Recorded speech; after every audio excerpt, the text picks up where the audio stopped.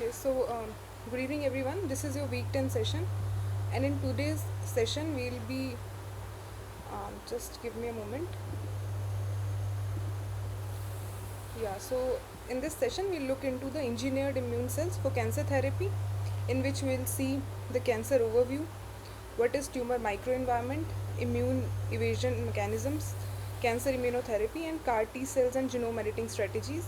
Then we'll practice few MCQs, and we'll also look into the current state of literature, and I'll take your doubts. So, uh, Firstly, we'll talk about what is cancer immunotherapy. So, if we talk about cancer, then according to WHO, the definition of cancer is that it is a group of diseases which is characterized by uncontrolled growth and spread of abnormal cells that can invade nearby tissues and metastasize to distant organs. So, many times, cancer is not just benign, that means it is not just limited to one single tissue. It can migrate to other tissues also, and that phenomena is known as metastasis. And that particular cancer type is malignant cancer or malignant tumor. So metastasis is spread of cancer cells to other organs, which is the major cause of cancer related deaths. And why it's the major cause? Because many times when the person undergoes chemotherapy and all other treatments, so many times during chemotherapy there are some cells which migrate to other tissues or the secondary tissues which are not the primary site of tumor, due to which previously it is not recognized when they check after the chemotherapy that is there visible effect or not. So that time they see that yes, cancer cells are now stopping, they are not dividing, and many of the cells have undergone apoptosis. But because some of the cells have migrated to other tissues, so they are not able to recognize it, and later on the cancer reappears. So that's why there are many deaths coming after the chemotherapy sessions, or after, even after chemotherapy again the cancer restarts.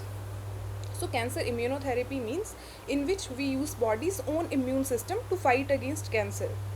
It is recognized as a breakthrough therapy, and in Science 2013, this was the journal in which this research was published, in which they have identified that we can use a person's own immune cells to treat the cancer. And then later on many advancements took place. So major categories of immunotherapy includes immune checkpoint inhibitors, ad- adoptive cell therapies, which is also known as ACTs, and tumor vaccines. So, if we compare traditional cancer therapies with cancer immunotherapies, then you can see that traditionally people used radiations or drugs to kill the cancer cells.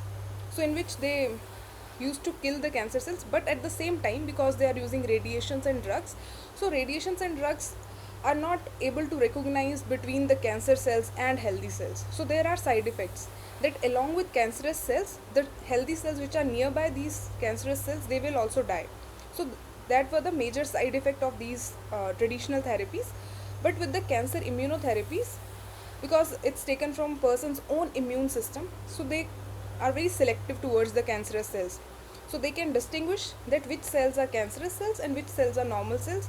So in that way it has less side effects, or you can say few to no side effects. So that's why cancer immunotherapy is better as compared to the already existing cancer therapies.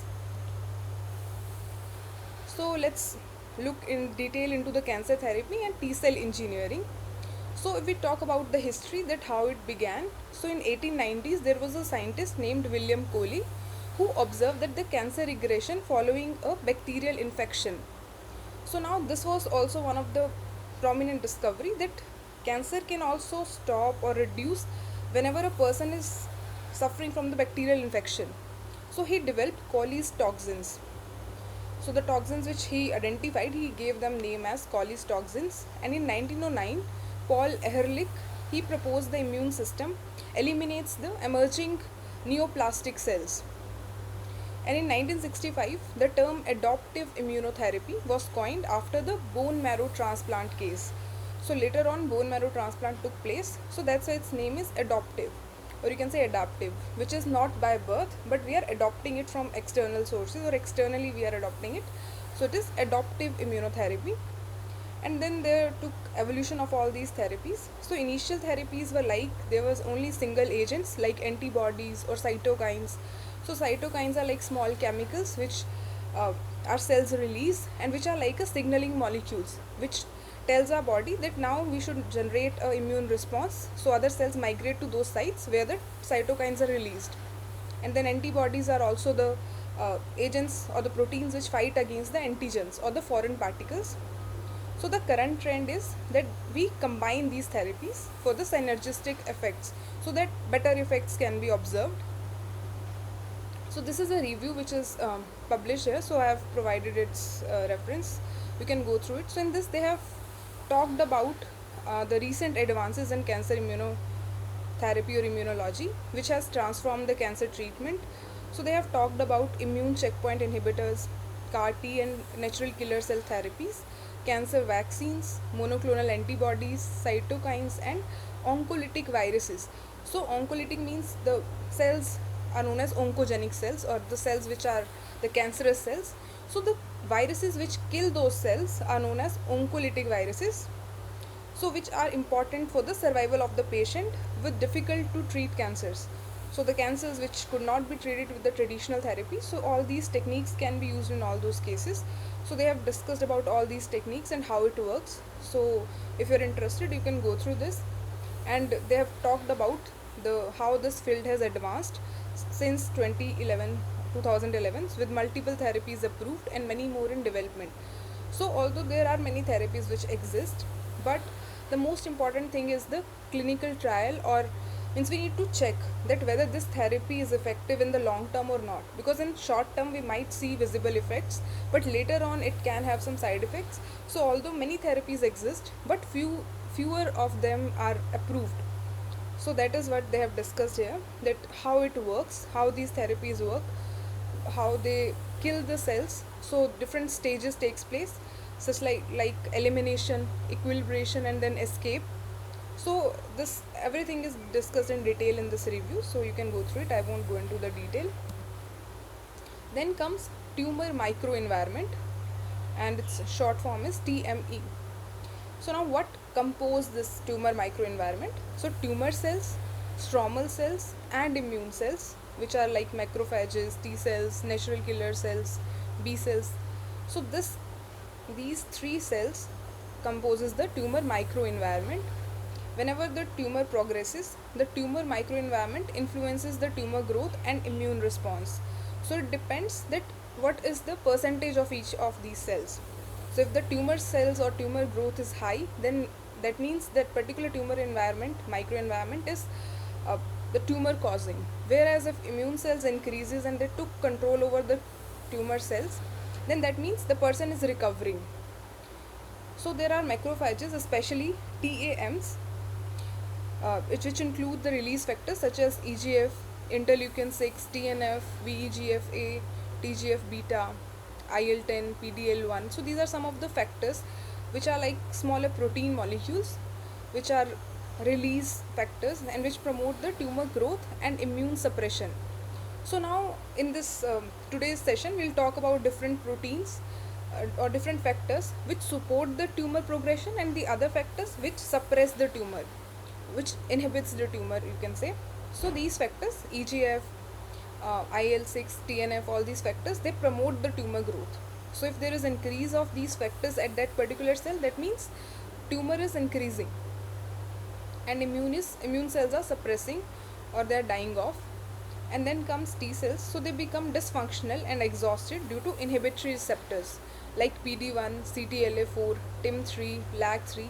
So these are some of the inhibitory receptors. If these T cells bind to these receptors, then they become dysfunctional. They will not be able to fight against the cancerous cells. So key features are that tumor cells exploit the tumor microenvironment for the immune evasion. Exhausted T cells dominate, leading to ineffective immune attack.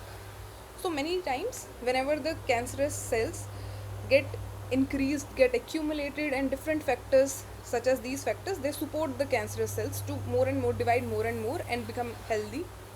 Means healthy in terms that they keep on dividing. So these factors are like nutrition for those cancerous cells to divide. And then what will happen, that other factors which are inhibitory factors, they will inhibit the immune cells. So one side cancerous cells are increasing, on the other side our immune cells are getting dysfunctional. So due to which the cancer state will be observed. So the cancer will spread. So that is what is known as immune evasion, where the immune cells are evaded, they are made dysfunctional, and tumor cells keep on dividing. So they dominate, whereas T cells get exhausted. Exhausted T cells means the cells which are now no longer functional. So they dominate, that means many of those T cells which were present in the tumor microenvironment, they have now become dysfunctional. And this is one of the representation which shows you that how the cells are in the tumor microenvironment.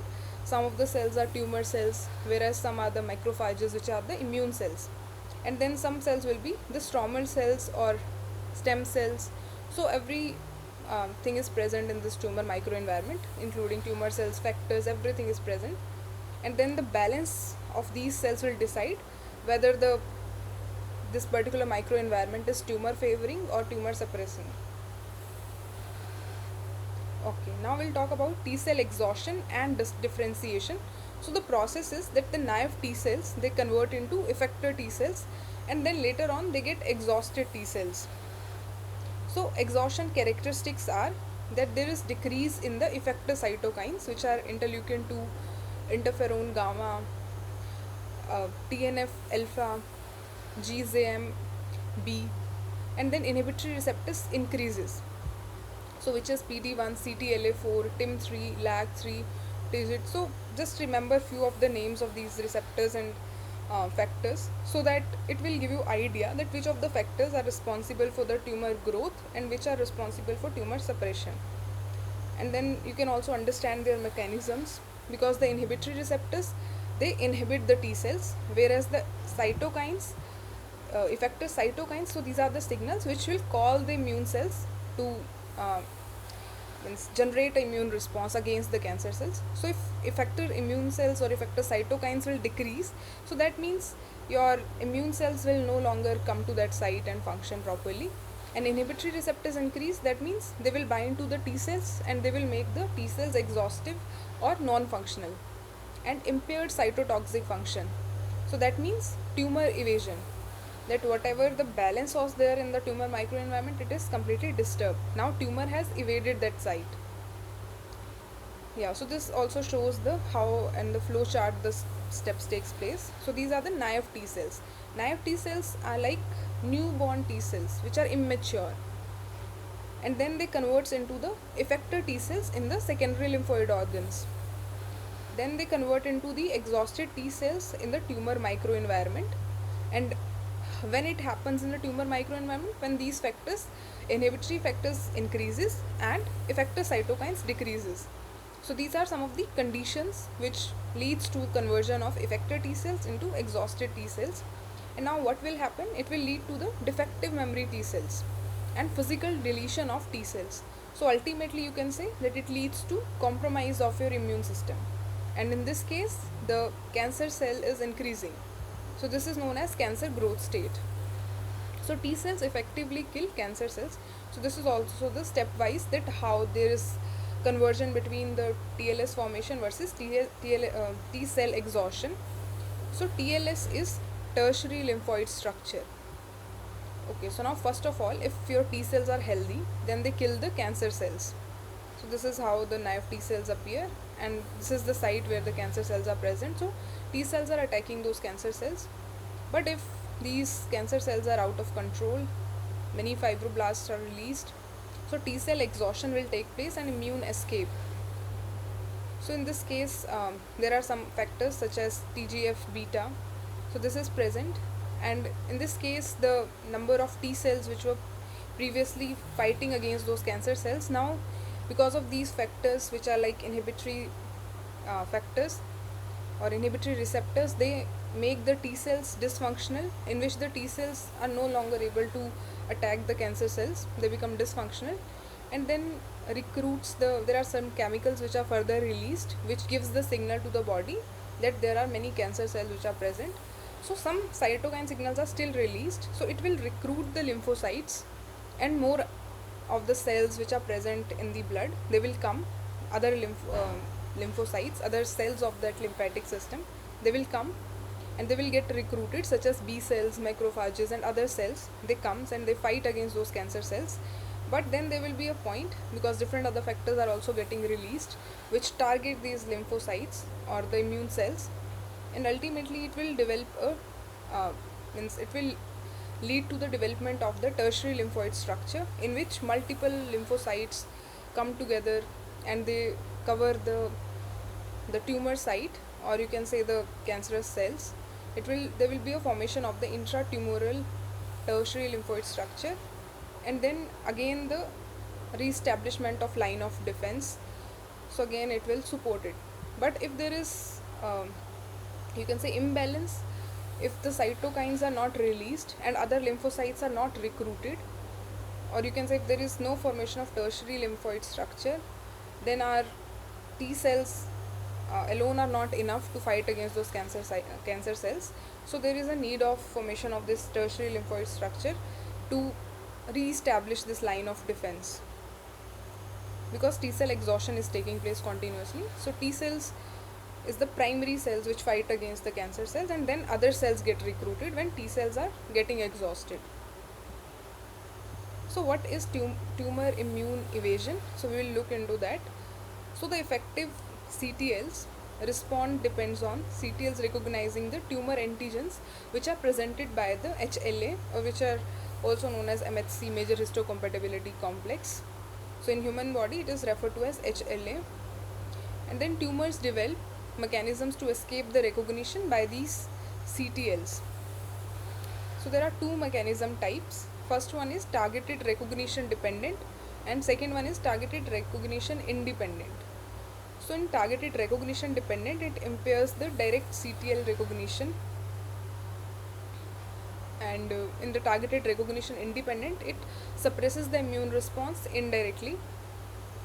Okay, so here is the mechanism of immune evasion. So first of all, there is increase in the immune checkpoint expression such as PD1, PDL1, CTLA4, TIM3. So these are some of the factors which increases. And then secondly, the expression of there is decrease in the MHC expression, or which is also known as HLA.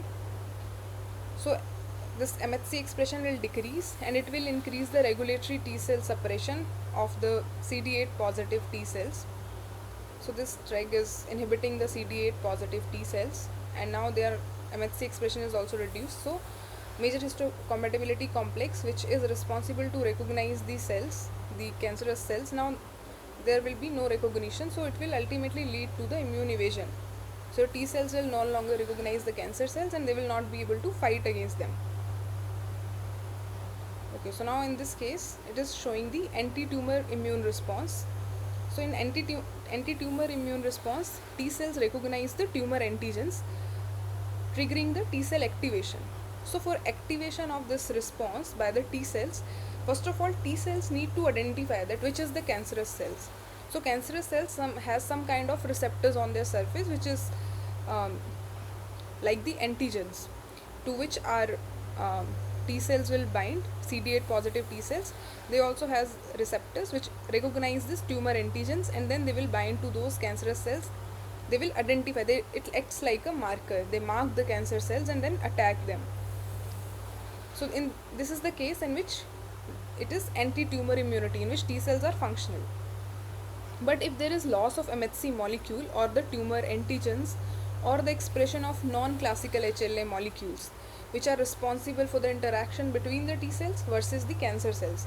So if recognition is not taking place, or in this case T cells are not able to recognize the tumor cells, so there could be multiple reasons. First reason could be that antigens are not present which are recognized, so no tumor antigen, so that is one of the reason.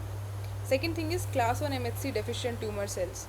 So tumor cells do not have the class 1 major histocompatibility complex, which is recognized by these receptors present on the T cells. So that is another reason due to which they are not able to recognize the cancer cells. And third one is that there is non-classical HLA molecule.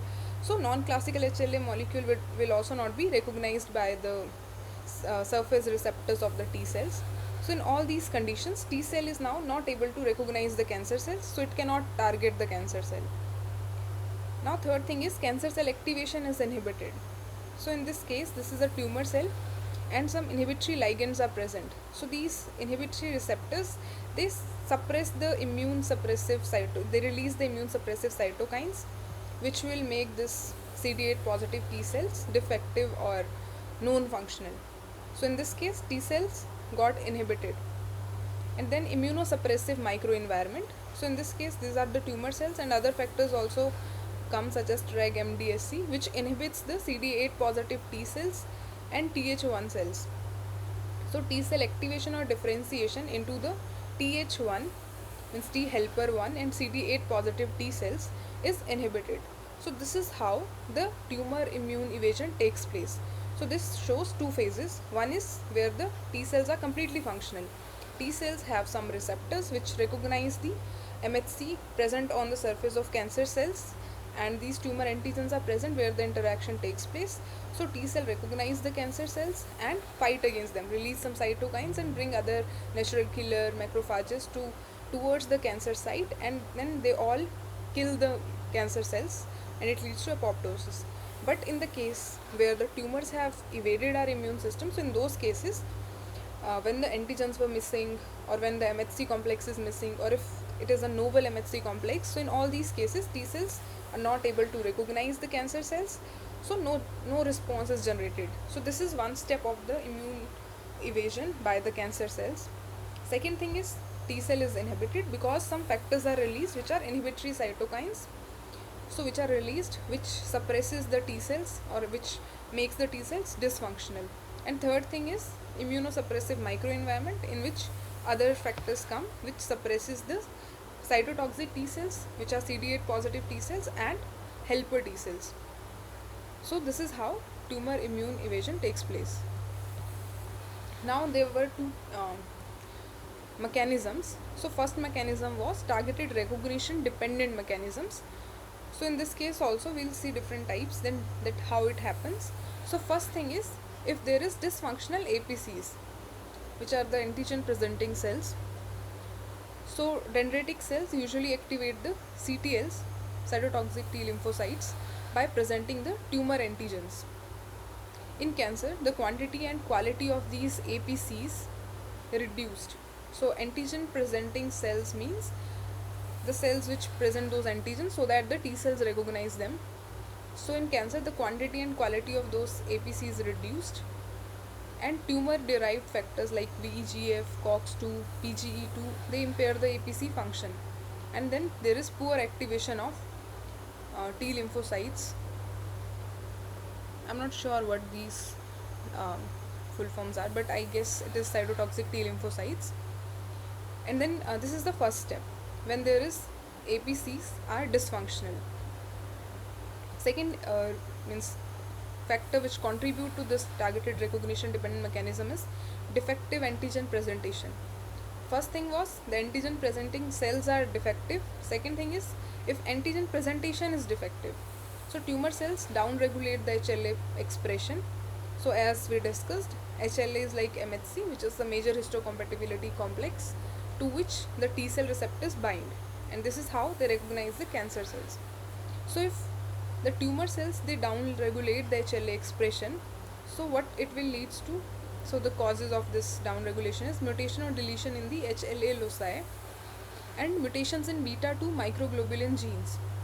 So all these proteins, these receptors, how they are expressing, because there is some genes which are responsible for the synthesis of these proteins, and then these proteins migrate to the membrane or cell wall where they act, means these are the proteins which are like membrane proteins.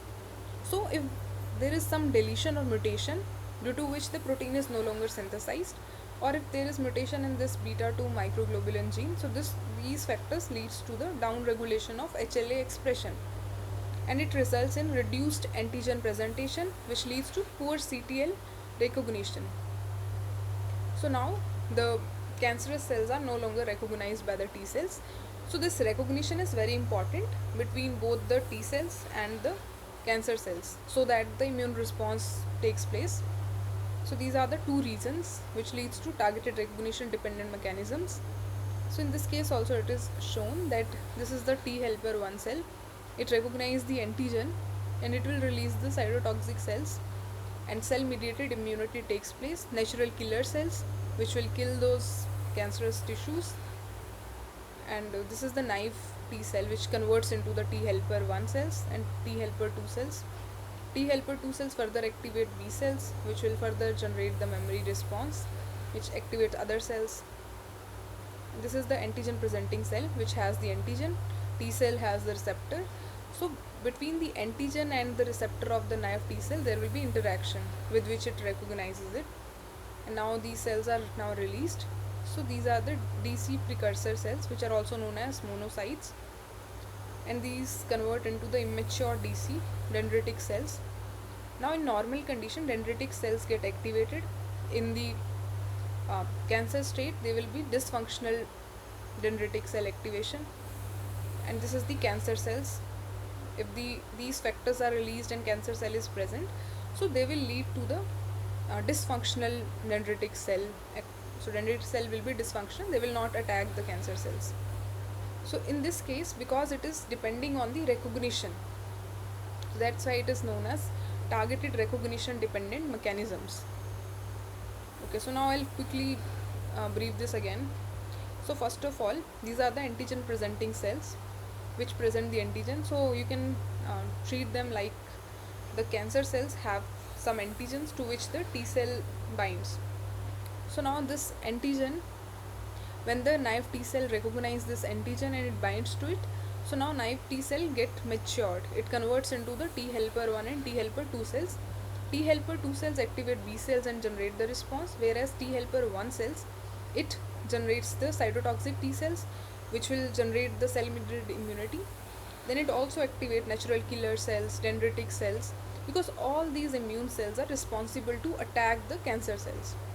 So now in one case, when this immature dendritic cell is in the normal state, it converts into it activates and then it fights against the cancer cells, whereas in other state, if cancer cells are present and along with them there are some inhibitory factors which makes these immune cells dysfunctional, so in that state the dendritic cell activation will be dysfunctional, it will not get activated, so hence it will not target the cancer cells.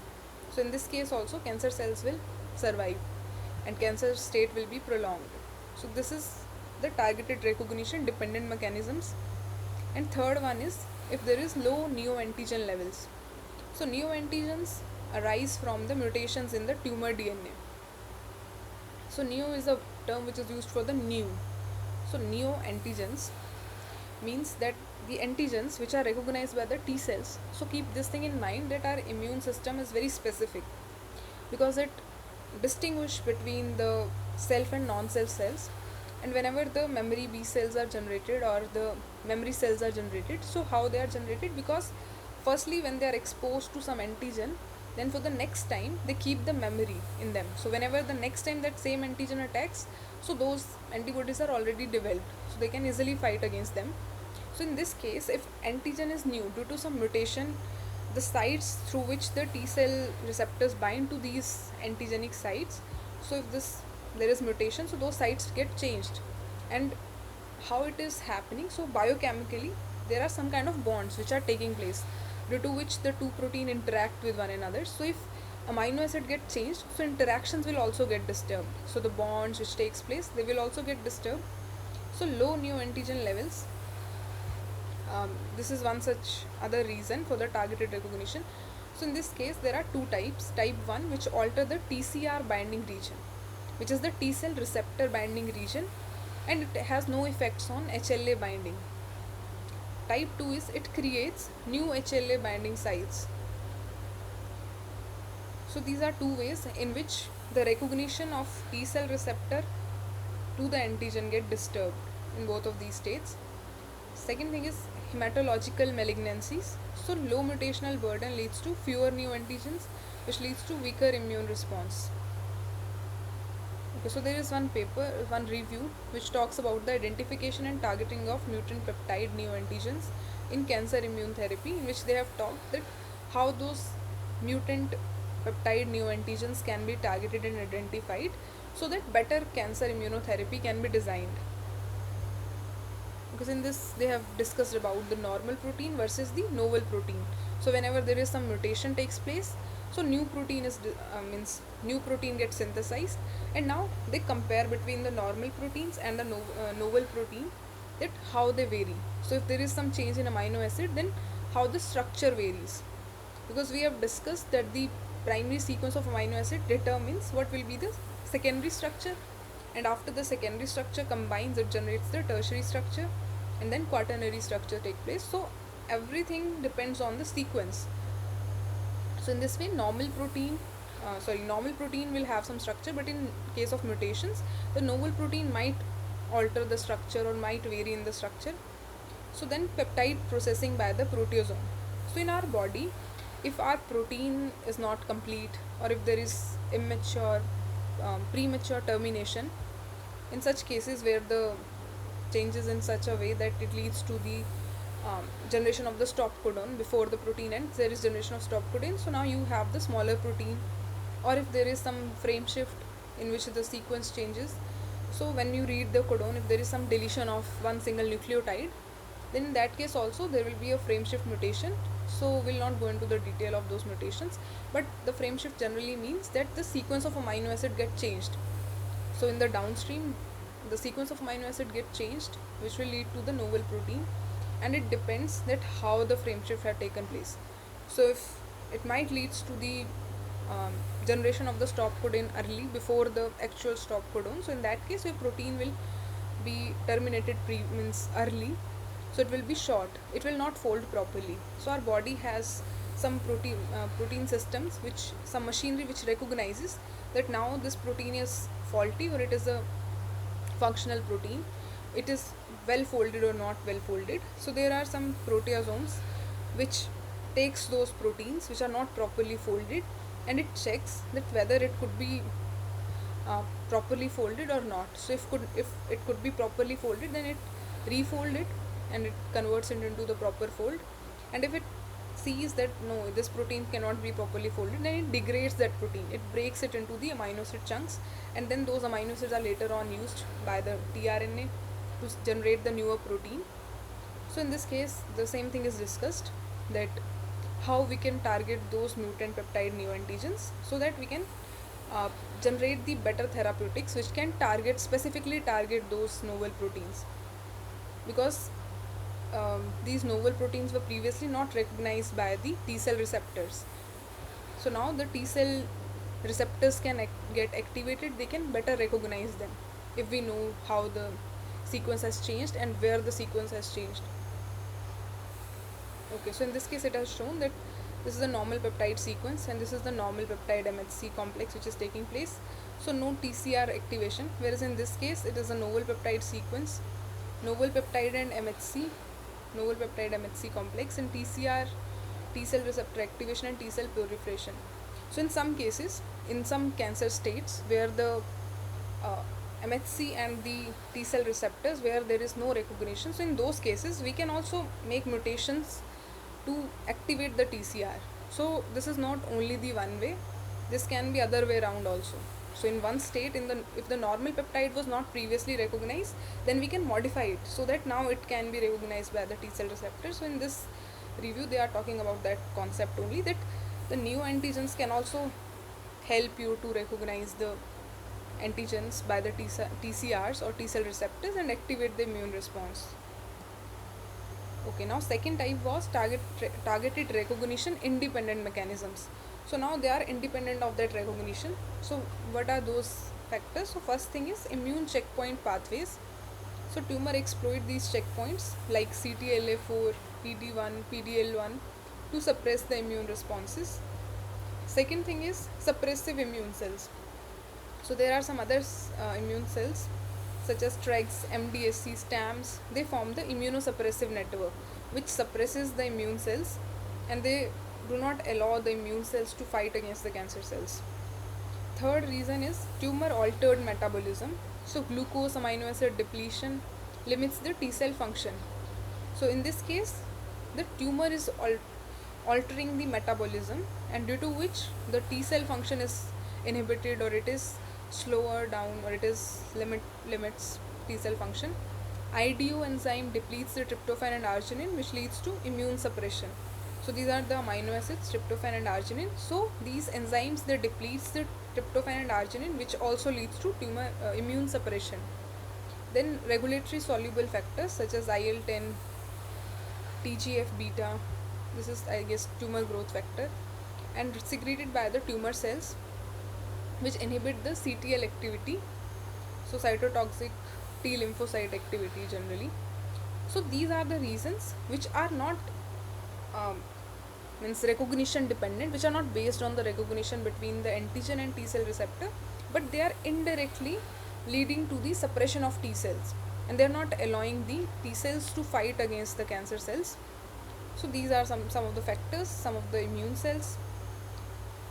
Okay, so in this case, this represents the example. So this is cell crosstalk, in which they have discussed about that how the MDSCs are recruited towards the tumor microenvironment, and there is immune checkpoint engagement, immunosuppression of the tumor microenvironment. So in this case, different factors leads to the inactivation of the T cells.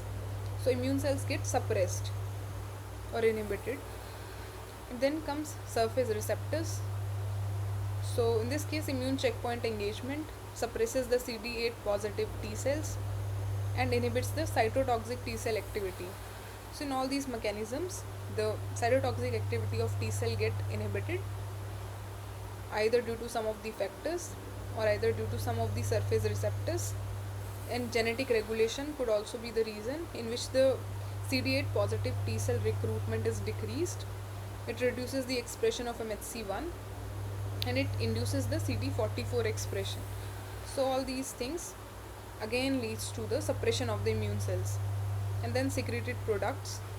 Similarly, immune checkpoint exosomes, it provokes the immune cells energy and decrease CD8 positive T cell recruitment.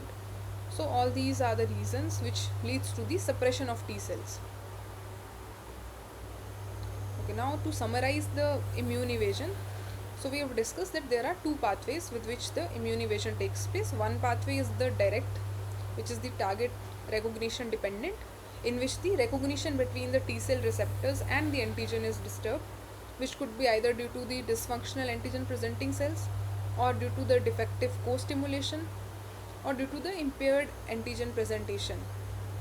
Now the second way was targeted recognition independent, in which some factors, checkpoint inhibition takes place, suppressive immune cells, metabolic changes, and soluble inhibitory factors. So all these factors are responsible for the suppression of immune cells, and this process is known as immune evasion by the cancer cells. Yeah, same thing is mentioned here, that what are the different chemicals or different factors which leads to the suppression of T cells. So if you're interested, you can go through this Nature article, in which from where I have adopted this figure, so in which in detail they have mentioned that what is the mechanism, how the immune evasion takes place. Okay, now we'll talk about the cancer immunotherapy approaches. So till now we have talked about what is cancer, what is microenvironment, and how the cancer evades the immune system, and how it targets those immune cells and suppresses them, and means keep on dividing again and again. So where our body means give up to fight against those cancer cells. So in that place, the thing or the treatment is cancer immunotherapy, which comes in and which allow a person to fight against those cancer cells again.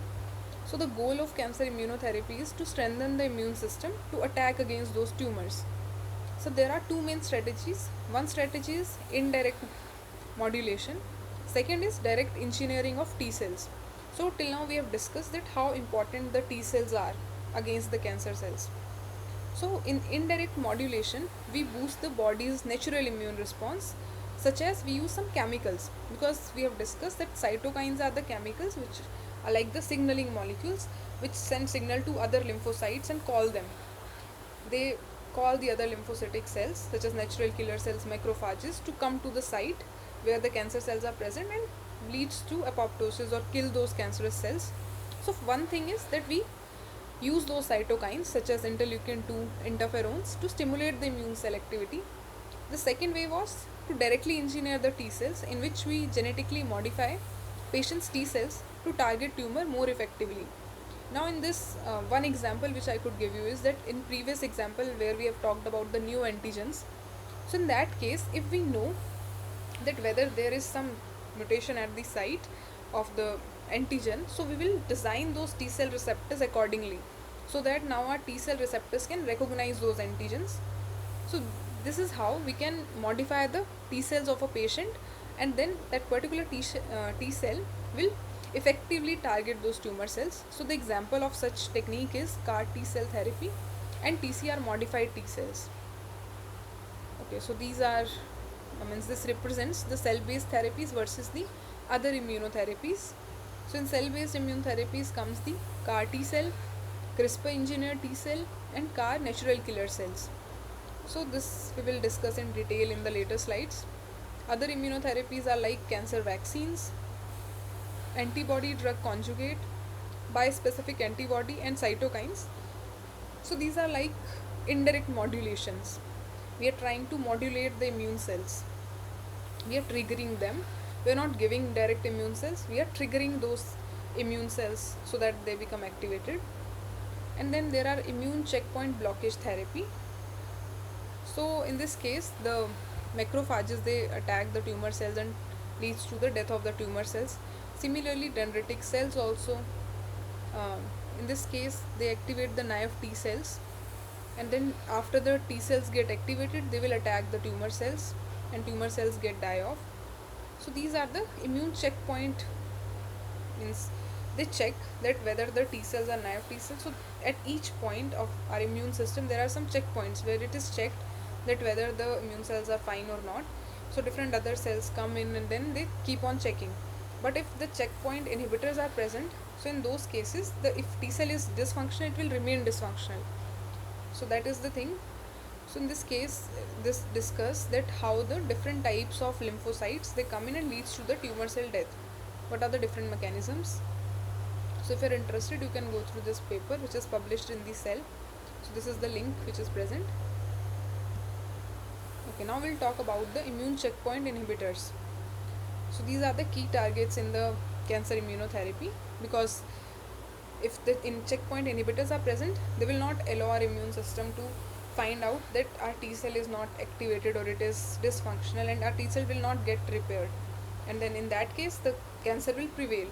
So our target is to inhibit those, means to target those immune checkpoint inhibitors. So first one is CTLA4, which functions to downregulate the T cell activation in the early stage of immune response. So the drugs which can work against is the ipilimumab, which is the CTLA4 monoclonal antibody. So what it will do, this drug will bind to this CTLA4. Okay, let me check. So this is how the CTLA4 is present. This is like the inhibitor of the immune checkpoint. So now if our T cell is not activated, okay, in this it is shown the CTLA4 is present, so it will not allow the T cell to get activated. So T cell activation is blocked. Now if we have this ipilimumab, which is a drug which specifically, which is the antibody which specifically attack the CTLA4, so it will bind to CTLA4, and now in this case, because it is binding to this inhibitor, so our T cell will be able to get activated, which leads to T cell activation. So this is one type of cancer immunotherapy in which we are targeting the immune checkpoint inhibitor, which was CTLA4. Another one is PD1 and PDL1. So this is another target which suppresses the T cell proliferation, and it comes in the later stage within the tissues and tumors. So the drug which target this particular inhibitor is nivolumab and pembrolizumab, which is the PD1 monoclonal antibodies, and this is the PD1. So in this case, it will not allow the T cells to proliferate or to divide. So whenever this drug is present, so one such example is of the nivolumab. So it binds to PD1, and it will not stop the T cell proliferation. So T cell will be getting proliferated, and then it will call the other cells, and hence it will fight against the cancer cells. So in 2018, Nobel Prize in Physiology or Medicine was awarded to James P. Ellison for the CTLA4 and Tasuku Honzo for the PD1 for their discoveries of these immune checkpoint pathways. So both of those scientists have received the Nobel Prize. So what these immune checkpoint inhibitors does, they will not allow the T cells to get activated or to proliferate. So now with the help of cancer immunotherapy, we design the inhibitors, or you can say we design the antibodies against those inhibitors. So we are binding to those inhibitors and we are allowing the T cells to get activate and proliferate. Okay, now next treatment is cytokine therapy. So in cytokine therapy, we provide the cytokines, and this all comes under the indirect modulation of the immune system. So interleukin 2, which is a cytokine which expands the T cells and boosts the cytotoxic activity. So clinical uses in the case of metastatic cancers, for example melanoma, which is the melanoma, and the renal cell carcinoma. So these are some type of the uh, cancers which are metastatic cancers which spread from one tissue to other tissues. So in such scenarios we can inject means from external we can inject the cytokines to those sites, and then these cytokines will give signal to the already present immune cells in our body. It will gather the immune cells to the site of infection. So it will activate the T cells, and T cells will further recognize the tumor cells, and it will lead to the death of those tumor cells. So in this case, IL-2 will increase those T cells. Then comes interferon alpha, which induces the tumor apoptosis and activates the dendritic cells and systemic immunity. But the limitation of the cytokines treatment is that it leads to high toxicity and poor tolerability. So in many cases, it might lead to toxicity in your body, and many people will not be able to tolerate these cytokines. So that is one of the limitation of this therapy. Now next therapy is oncolytic virus therapy. So the mechanism of this therapy is that it selectively infects and replicates within the tumor cells.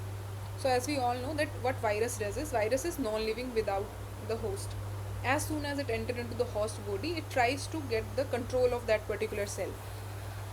So in this scenario, we generate those viruses which can specifically go into the tumor cells and replicate there.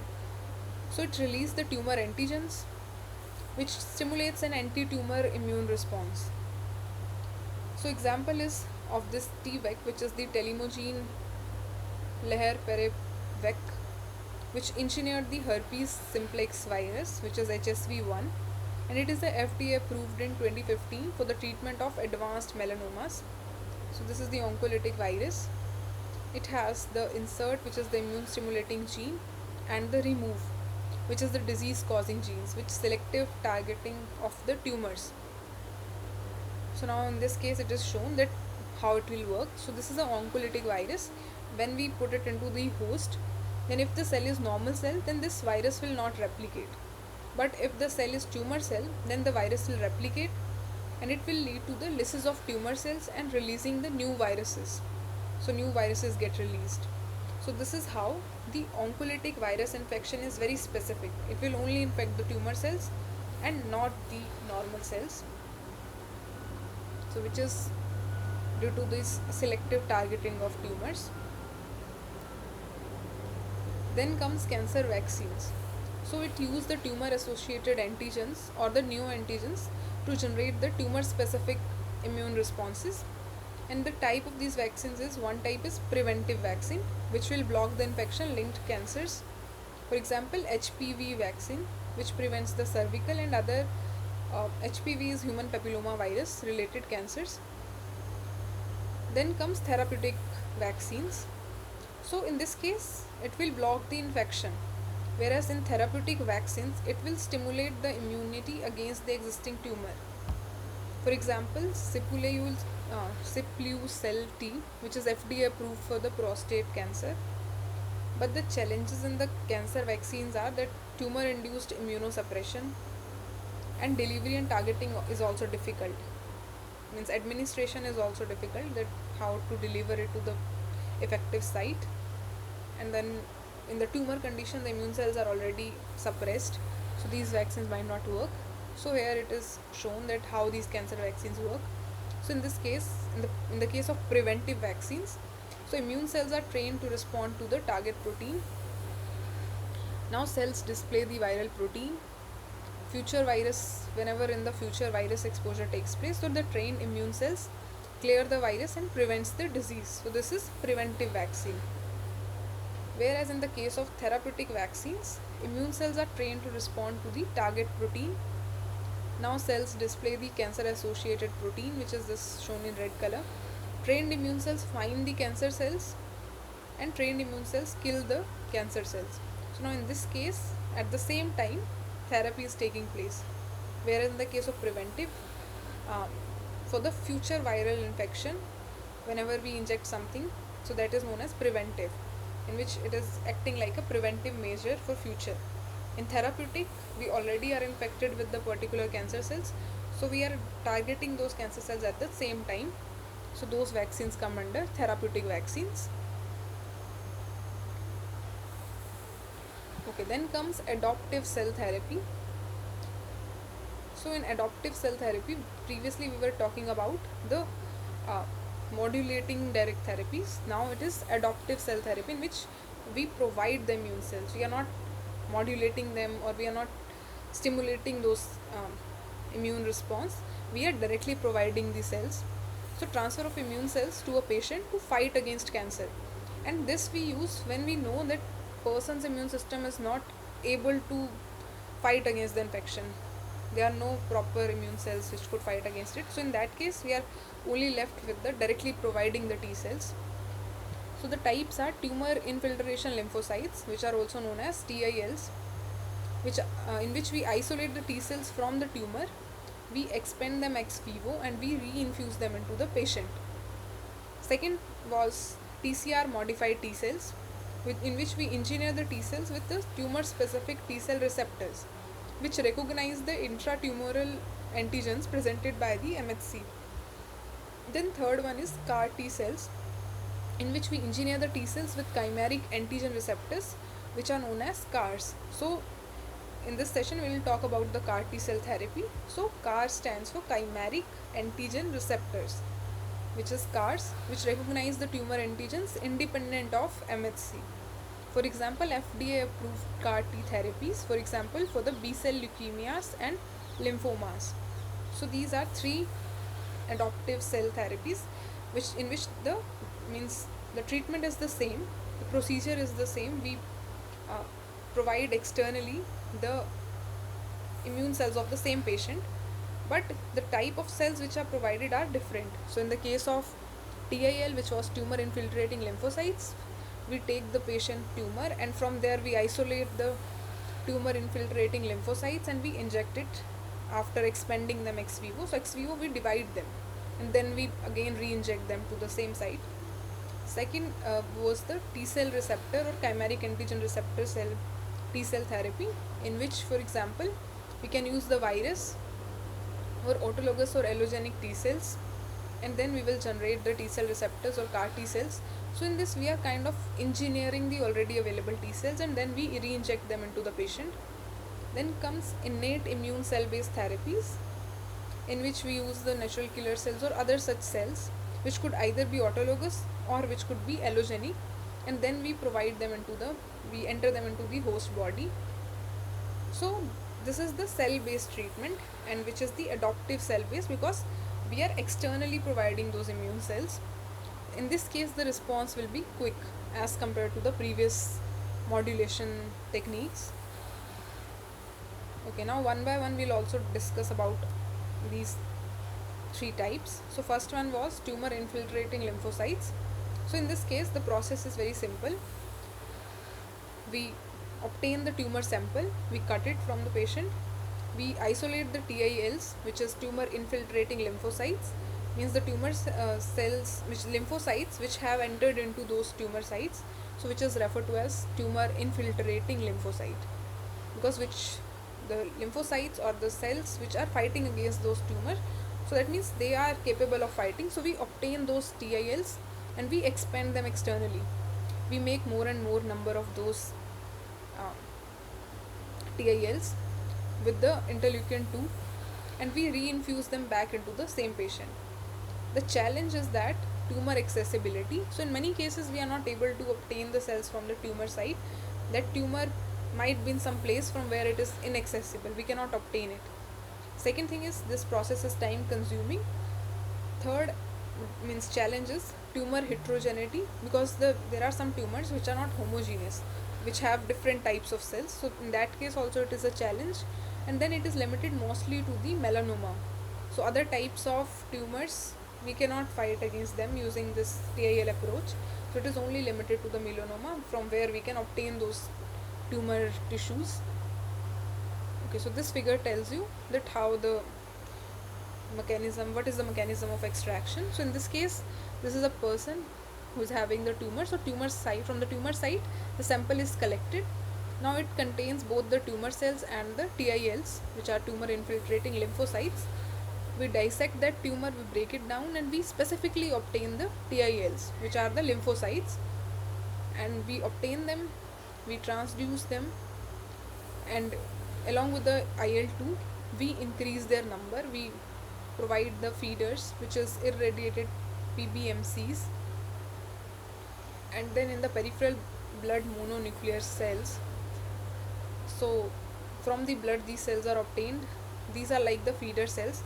Feeder cells are like which provide the nutrition for the multiplication or proliferation of these transduced TILs. Now these TILs will increase in the number. Now we will administer those TILs into the person's body. So what actually is happening when the person is suffering from cancer in the tumor microenvironment, when the number of T cells is less as compared to the cancer cells, so that is the case where the person is not able to fight against the cancer, and the cancer is, means we have different stages of cancer, right? So in this case tumor has taken control of the machinery of the patient. So patient has less number of lymphocytes or immune cells. So in this case what we do is we take those lesser number of immune cells, we may increase their number, and then we administer back it into the host. So the advantage of this kind of immunotherapy is that because it is obtained from the same person, so there is few to no chances of side effects. If we obtain the same T cells from a other person, then there are chances that it leads to side effects, because different persons have different specificities towards self and non-self cells. So that's why the cancer immunotherapy is better, because in this case the cells are obtained from the same person, and what we are doing is we are just increasing the number of those T cells externally and then administering it back into the patient. Okay, so there is another this it was like article in which they have discussed about the TIL therapy in detail. So in this they have mentioned that the lymphocyte population that have migrated and infiltrate the tumors, recognizing tumor specific antigens and eliciting the direct and indirect cytotoxic activity.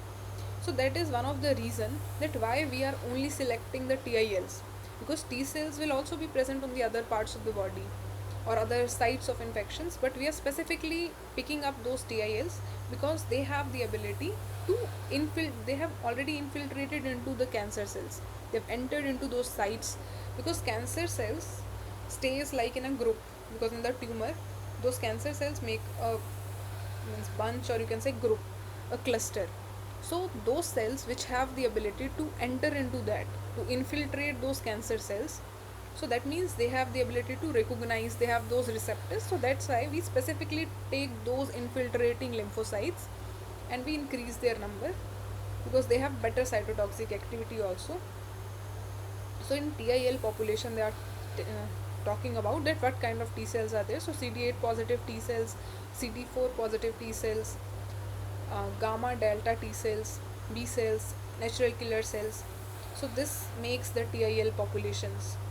So not just T cells, but other cells are also there, such as B cells and natural killer cells. That's why the name is tumor infiltrating lymphocytes. They're not saying the T cells only. So lymphocytes involve all the lymphatic cells or the immune cells. In TIL therapy, it is focused on the cytotoxic CD8 positive T cells, CTL capacity for antigen directed cytotoxicity, clonal expansion and memory formation. And it relies on the activating the inherent power of the immune system to fight the cancer.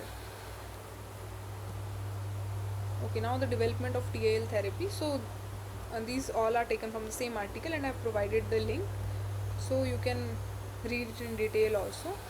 So in this case also it has been shown that firstly Rosenberg et al. He isolated the lymphocytes from the mouse tumors and then transplanted back into the mouse after amplification, which effectively controlled the tumor growth in liver and lungs metastasis and proved effective in the treatment. So in 1986 it was firstly tested on the mouse. Later on in 1988 he used same TILs for melanoma patients, and this is the first clinical trial to demonstrate the efficacy of these TILs in treating the metastatic melanomas. So TIL has been a breakthrough since it was used to treat the patients. Okay, so same thing is mentioned here. I'll not go into the detail. So this is how TIL therapy was developed, starting from the mice, then to the human. Then comes TCR modified T cells. So now in this case we are engineering the already available T cells. So the mechanism is TCRs recognize the intracellular tumor antigens which are presented on the MHC. So we have already discussed that what is the mechanism, how the T cells act on cancer cells. So cancer cells have some antigens which are represented or which are present on the surface of MHCs. MHC is a major histocompatibility complex which provides the antigens on its surface which present those antigens towards the T cells. And T cells have the cell surface receptors which recognize those antigens and it binds to the MHC, and that is how the recognition takes place between the cancer cells and T cells. And then T cell activate other cells, get matured, call other lymphocytes, and then attack those cancer cells. So now in this mechanism TCR recognize the intracellular tumor antigens which are presented on MHC, broader scope compared to CAR T, which is the chimeric based therapy which only detects the surface antigens. So in this case the process is very simple. We collect the peripheral blood T cells from the patient, engineer them to express the tumor specific TCRs, expand them ex vivo in culture, and reinfuse the modified T cells back into the patient. Okay, so now the difference between the TIL in this case is, so first of all TIL is only restricted to the melanomas or the tumors, but in this case if you have the, for example, blood cancer or lymphoma, so in those cancer categories we do not have rigid or tissues or cells because it is present in the peripheral lymphatic system. So in this case we obtain the blood of the patient. From that blood we isolate the T cells, we activate or amplify them, we increase their number. Now what we do is we modified their receptors so that they can identify those cancer cells. But in this case the one thing which was not mentioned is that first of all we also check the cancer cells and their antigens. If we have the idea of those antigens, then only we can engineer these T cell receptors effectively. So that idea is also exists, that information also is need to be provided. So in that way we genetically engineer the CAR or TCRs, which is T cell receptors. We amplify and quality control. So in this case we check them that whether these cells are now effective or not effective, and then we transfuse them into the patient back again. So this is the TCR modified T cells, in which we have modified the T cell receptors in such a way that now it can recognize the antigens which are present on the surface of cancer cells and which is presented by the MHCs or HLAs. Then comes CAR T cells, which is chimeric antigen receptor, which is a synthetic receptor allowing the T cells to directly recognize the cell surface antigens independent of MHC. So in this case, even if MHC is not present and just the antigen is present, then also it is able to recognize them. So that is how the chimeric antigen receptor works. So if we talk about its structure, it has extracellular SCFB, which is tumor antigen binding region or binding loop. Then we have spacer region, which is important for the flexibility. We have transmembrane domain, which is responsible for the linkage. And then we have intracellular domain, which is CD3 eta plus co-stimulatory molecules. So this is the normal T cell and this is the CAR T cell. So normal T cell we have the T cell receptor, and this is the tumor cell which has the MHC, and this is the antigen. So in normal state, T cell receptor bind to the MHC which presents the antigen. So interaction takes place between the antigen and the tumor cell receptor. Now in the case of CAR T cell, we have modified T cell in such a way that now it has this signaling domain, it has the transmembrane domain, and then this is some region, and this is the antigen recognition domain. And antigen is expressed on the surface of the tumor cell, so it is recognized by this antigen recognition domain of our this receptor, which is the CAR, which is chimeric antigen receptor. So name of TCR has been changed to chimeric antigen receptor. Both of them are receptors which are receiving the antigen and making bond. TCR require MHC to carry the antigen and then makes the bond. In the CAR T cell, it no longer require MHC. This is independent of MHC. It directly binds to the antigen. So that is one of the advantage of CAR T cells. And this is the structure of the chimeric antigen receptor. It has different domains, so there are 4 domains, and we have also discussed their function individually. So this is how it appears. Okay, now there are different generations of these CAR cells. So depending on how many domains are present, these chimeric antigen receptors can also be divided into different generation. So first generation is if there is only CD3 eta only, if only this domain is present. This is the transmembrane domain, this is the hinge region SCFB. So we have also discussed that this SCFB is the tumor antigen binding.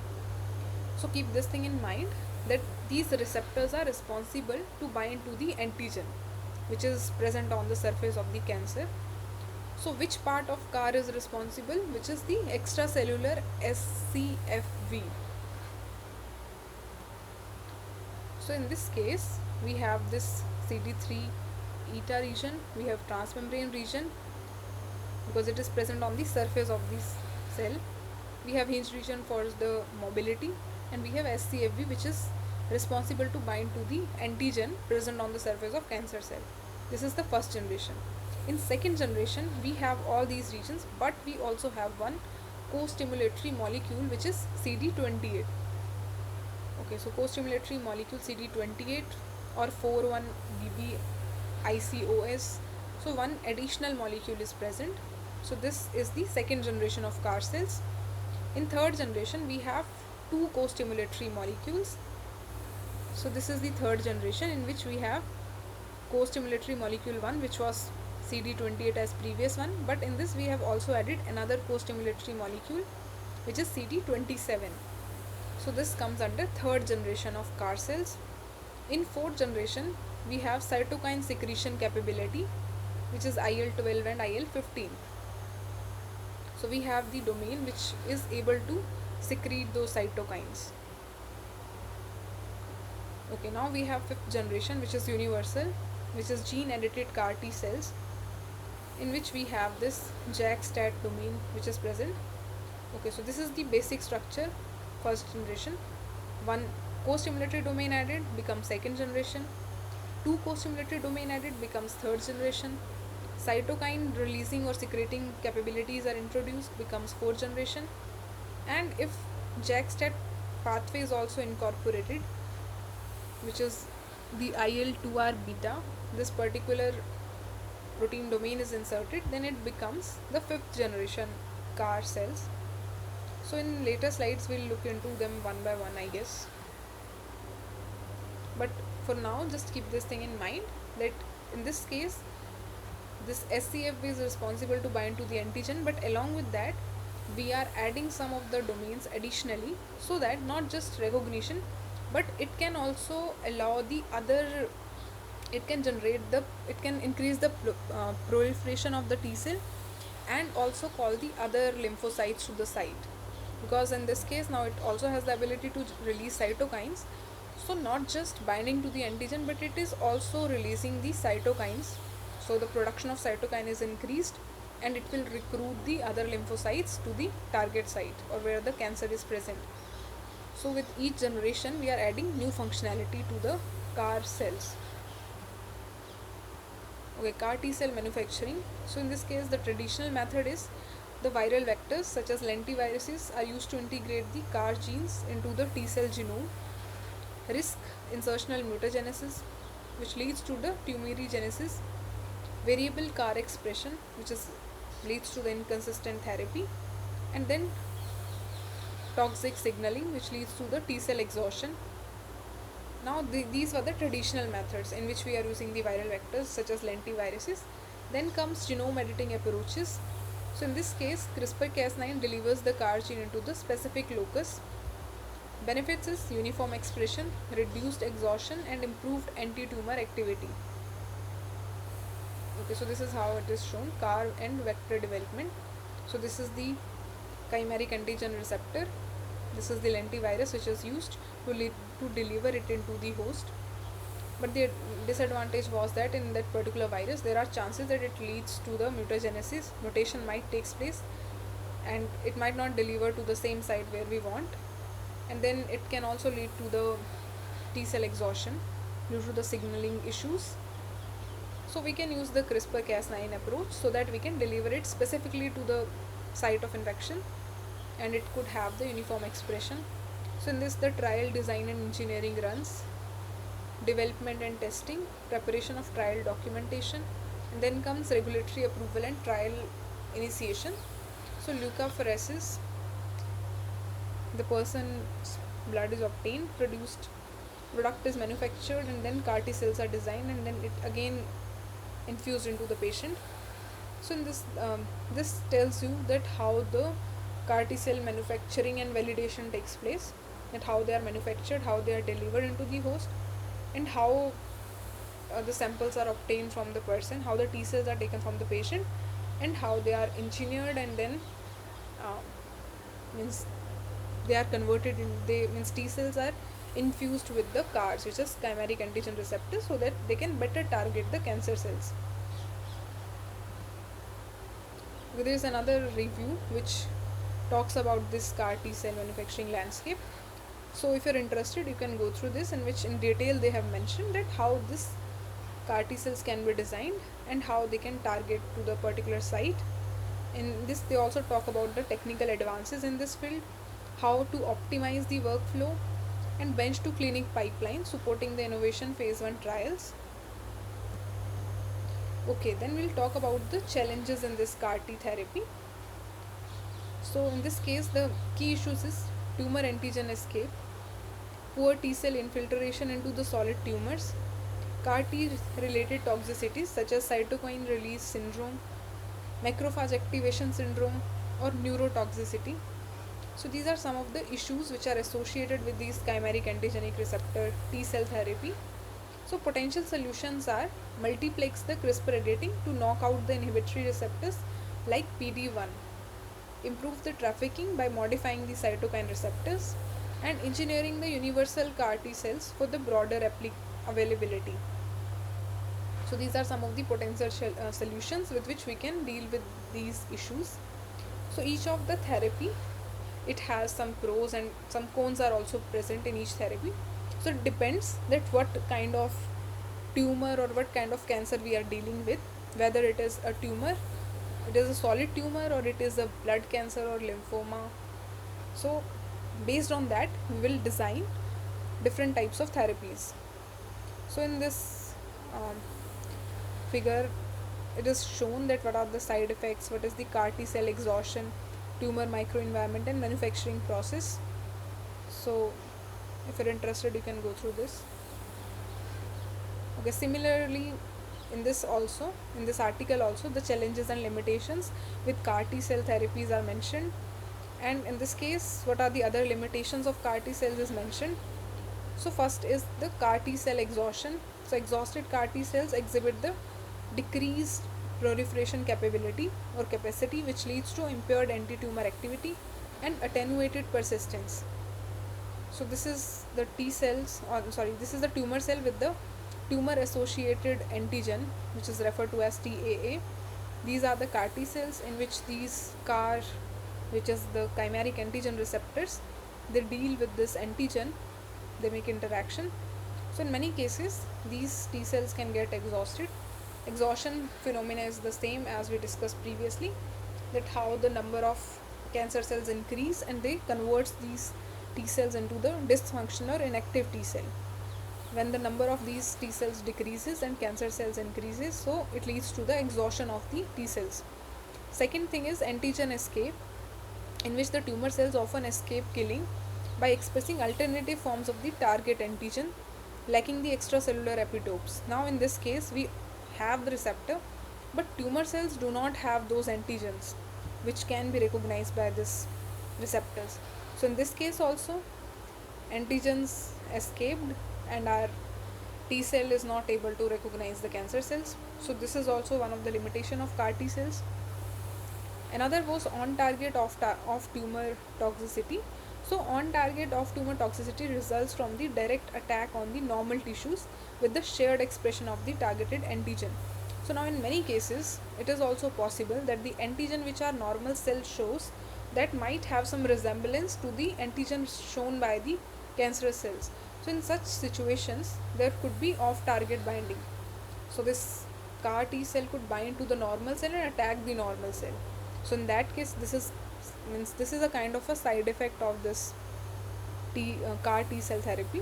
And other limitations are cytokine release syndrome, tumor lysis syndrome, anaphylaxis effects, and immune effector cells associated neurotoxicity syndrome. So if you are interested you can go through this article in which they have mentioned it. Yeah, and there is another review which also talks about the potential of CAR T cell therapy, its progress, challenges, and future direction, that how in future it can be used in the hematological and solid tumor treatments. So it can also be used for the solid tumors as well. So if you're interested you can go through this review. Okay, there is another review which also talks about the potential of CAR T cell therapy, its progress, challenges, and future directions. Okay, this is the same one, sorry. Yeah, so there are two different figures, that's why I have kept it. So in this figure they talk about the challenges and mitigation strategies, and in this they have talked about the innovations designed to make this therapy safer, to control the toxicity and make it broad in the cases where there is multi antigens, so to target the multiple antigens and all those things. Okay, so in this they have talked about different strategies that how we can make CAR T cell therapy better. So if you're interested you can go through this because it is a very detailed review and this much is not required for your this course. So if you're interested you can go through this. Then comes universal CAR T cells. So off the shelf allogenic CAR T cells, it uses the donor derived T cells rather than patient's own. So till now we talked about the CAR T cells which were engineered from the same patient. Same patient we take the T cells and we design the CAR, which is chimeric antigen receptors, and we engineer it and give it back to the patient. But if we talk about universal, in this case we use the donor. We are not taking it from the patient, we are taking it from some donor and we engineered it into the universal CAR T cells. So key modification is we knock out the endogenous TCRs which prevents the graft versus host disease. So the T cell receptors which were present on that particular donor, so we remove those TCRs from the donor T cell so that we can overcome this graft versus host disease. So this I just discussed previously, that why cancer immunotherapy is better, because we were obtaining the immune cells from the same patient. So there is few to no chances of self versus non-self recognition issues.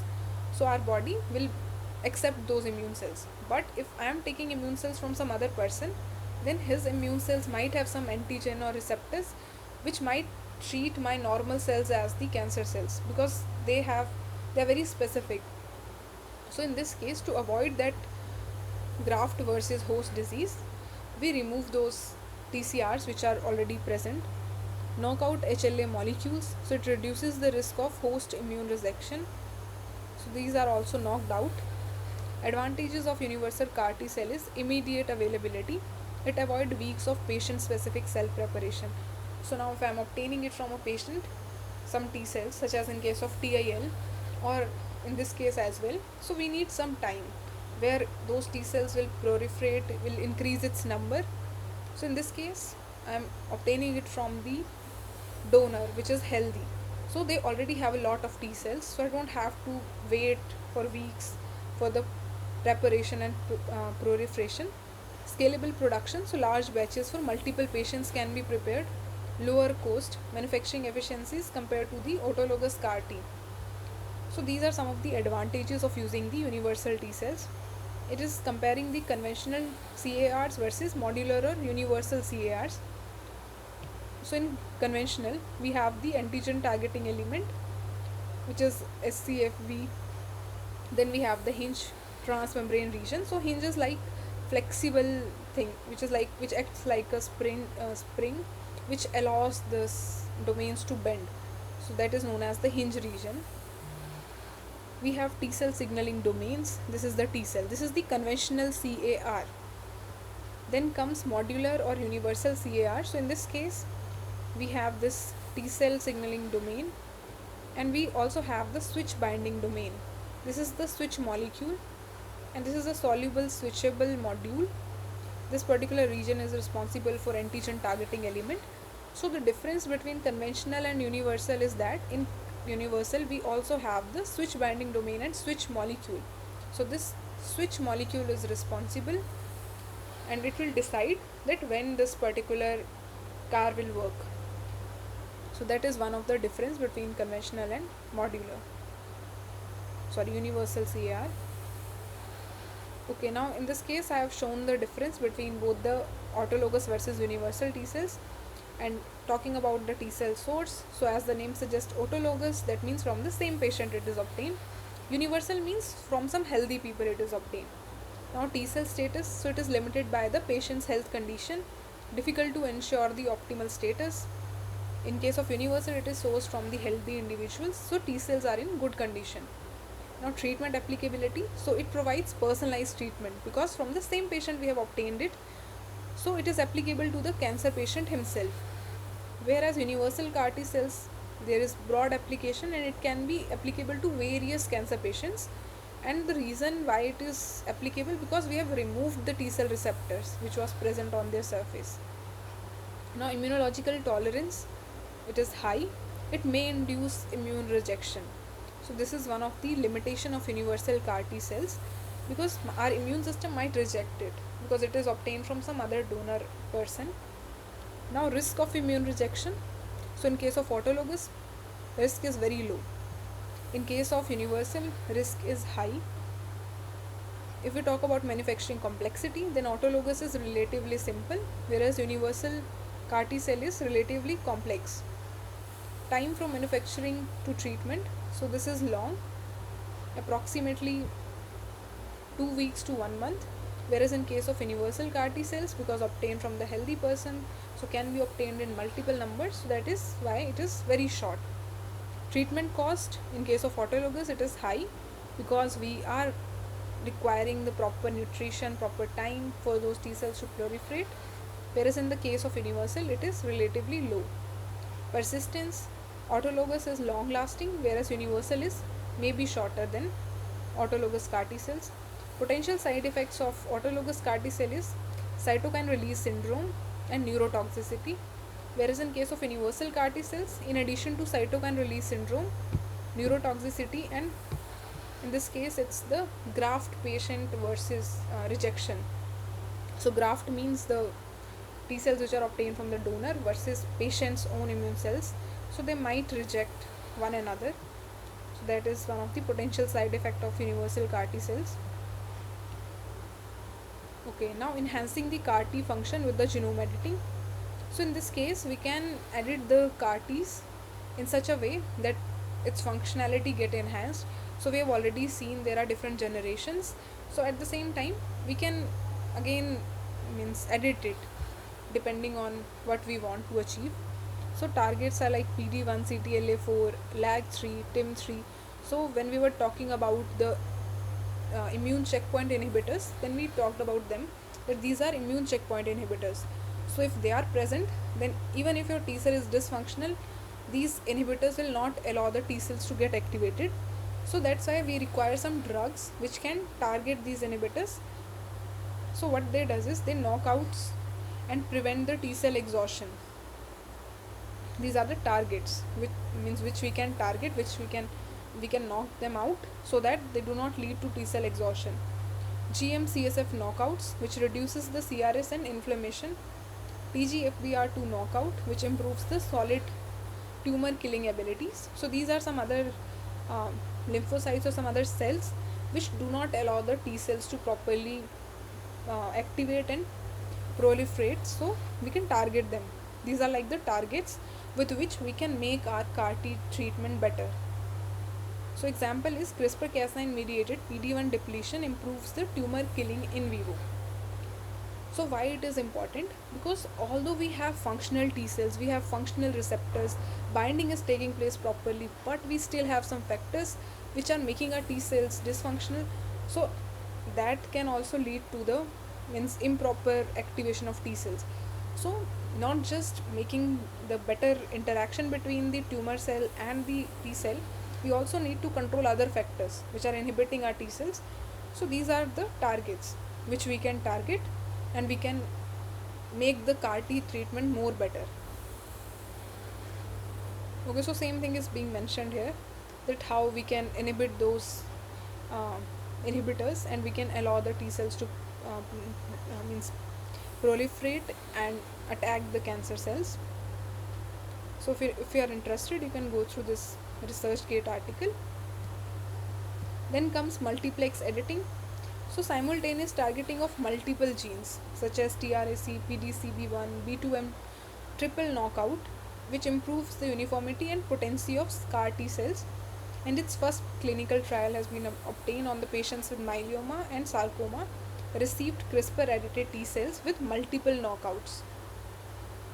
Okay, so in this talks about the triple gene knockout, TRAC, PDCD1 and B2M.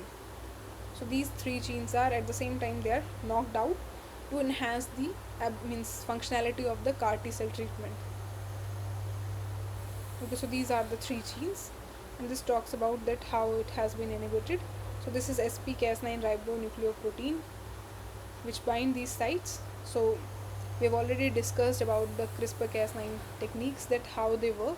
We have talked about all these gene editing machineries, that how they make the double strand breaks. So in that way they can bring about knockouts if there is non homologous end joining repair, and homology dependent repair also exists, in which we add the newer genes or we treat the regions which are faulty and we make the gene functional. So in this case, in case of knockout, we makes the gene non-functional by using the CRISPR-Cas9 to make the double strand breaks, and then NHEJ pathway will make the gene non-functional. So in this case, multiplex editing means at the same time you are targeting multiple genes, you are editing multiple genes.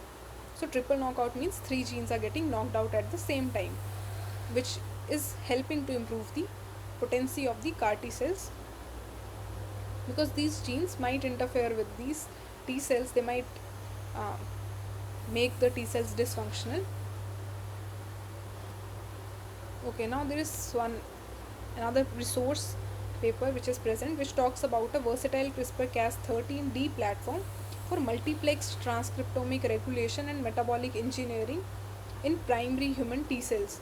So if you're interested, you can go through this. In this they have talked about that how we can use the CRISPR-Cas. So previously we were talking about CRISPR-Cas9. So in this they have CRISPR-Cas13D, which is the RNA guided RNA cleavage to regulate the gene expression without cutting the DNA. So now with time different advancements are taking place. So this is one such advancement in which they have talked that how we can achieve multi-gene knockout without breaking the double-stranded DNA. We are just targeting the RNA. We are bringing about the cleavage of RNA, and that's how we are down regulating those genes and improving the CAR T cell therapy. Okay, cytokine modulation by CRISPR. So in this approach we insert the cytokine genes, for example IL-15, into the defined genomic loci to achieve controlled localized expression rather than systemic release. So this can be done using the targeted integration. So the cytokine is produced by the CAR T cells in a regulated manner. IL-15, which promotes the T cells, B cells and natural killer cells proliferation. Goal is to boost the anti-tumor immunity while reducing the toxicity. So this is another approach where we are modulating the cytokines by using the CRISPR. So it boosts the anti-tumor immunity while reducing toxicity, and examples is knockout GM-CSF in CAR T cells reduce the production of major mediators of cytokine release syndrome, demonstrating how deleting pro-inflammatory genes can lower the toxicity risk. So when we were talking about the challenges with CAR T cell therapy, then we said that cytokine release syndrome can take place because in the in the fourth generation we have seen that we also have incorporated another domain to the C antigen receptor, which was the cytokine stimulatory domain or cytokine releasing domain, which was releasing the cytokines. So if your T cells are self releasing the cytokines, then there are cases where the cytokine release syndrome will take place. So to overcome that, cytokine modulation can be achieved with the CRISPR to avoid this cytokine release syndrome, which demonstrate that how deleting the pro-inflammatory genes can lower the toxicity risk. Okay, so in this case there is cytokine release syndrome where the excessive cytokine is getting released. Now if we use the IL-6 knockout or GM-CSF knockout using CRISPR-Cas9 method, so in this case there is no cytokine release syndrome. So we have modulated the amount of cytokine which is getting released. In this case, this is leading to the fratricide, in which the T cell is breaking apart. It is getting converted. This is some kind of apoptosis kind of mechanism in which it is breaking apart. So if CD5 knockout and CD7 knockout is done with the CRISPR-Cas9, then there will be no such fratricides will take place, no such freckling or breaking it down takes place. Okay, similarly here also it is shown that this is CRISPR knockout. So this HLA and the TCR, so alloreactivity means when both of them will react with one another. So T cell receptors, they identify the antigen which is presented by this HLA and they bind. So CRISPR knockout can be done to avoid this alloreactivity. And then these are the CARs. So this is the antigen which is present on the tumor cells. So CAR is recognizing that particular antigen even in the absence of the HLA molecule. Okay, similarly with the help of CRISPR knockout we can avoid this TCR and the somatic cell interaction with one another. So this is the graft versus host defect, in which the TCR is now not able to recognize, because in universal CAR T cell, because those donors T cells are obtained from the other person. So in that case this particular syndrome is observed, where the graft is rejecting or is unable to distinguish between the tumor cells and the somatic cells. So in that case those TCRs might interact with the somatic cells and kill them. So these are the limitations. So by doing the knockout of those TCRs, HLAs, to avoid the alloreactivity between the CAR T cell versus the other T cell, and allowing only this CAR and antigen interaction, and it's just using the CRISPR technique to avoid these interactions. So that is the another help which is provided by the CRISPR technique. So in this case the cytokine modulation is only shown in this figure A. Figure B and C are different from the cytokine modulation. They talks about other applications of CRISPR technique, how we can use it to make the CAR T cell therapy better, or how to enhance its function. Similarly in this case also endogenous TCRs are present. If there is mismatch between this endogenous TCR knockout can lead to this, because in many cases if T cell receptors are different on both these endogenous TCR versus transgenic TCR, then they might interact with one another and keep killing each other. So that is not required. So in that case we can do the endogenous TCR knockout, so that the externally transgenic TCR which is provided, it can fight against those cancer cells, and TCR don't fight between, two T cells don't fight between one another. Okay, so this is how the CRISPR knockouts can help. Now there is one clinical study example in which They have used the triple strategy in non-Hodgkin lymphoma and multiple myelomas, in which they have done GM-CSF knockout, simultaneous blocking of IL-6 and IL-1 pathways, which resulted in the reduced toxicity and improved safety. So in this study also, they have seen that how this CRISPR editing can help us to achieve better functions. Okay, so same thing is mentioned here. So if you're interested, you can go through this paper in which they have mentioned how different drugs can target the other checkpoint inhibitors or other factors which are helping the growth of tumor cells. So we can suppress them and we can activate those cytokine releasing factors which can help the T cells to proliferate and also provide signal to other lymphocytes to come to the site of tumor or the cancer site. So that thing is mentioned and all the drugs names are mentioned, that which drug is responsible for inhibition of which factor. So this is the clinical study. Okay, to summarize this, the cancer immunotherapy, it has revolutionized the oncology. CAR T therapy shows remarkable success in the case of blood cancers. Challenges like antigen escape, poor infiltration and toxicity still remain. Genome editing with the CRISPR is key to next generation solutions. The future lies in universal multiplex edited CAR T cells for broader, safer and more effective cancer treatment. Okay, if we talk about universal CAR T cells, so these are produced from gene edited iPSCs, which are immunopluripotent stem cells, scalable, cost effective and standardized. Focus area is they reducing the toxicity, improving the solid tumor targeting and expanding the access to therapy globally. So these are the areas which are currently being focused, because we have seen the limitation of the universal CAR T cells. So now the people are mainly focusing that how these CAR T cell therapies can be improved, how it can be made universal, and at the same time avoiding the risk of means graft versus host rejection. And also each of these CAR T cells, they are only limited to the means blood or means lymph lymphomas and the blood cancer.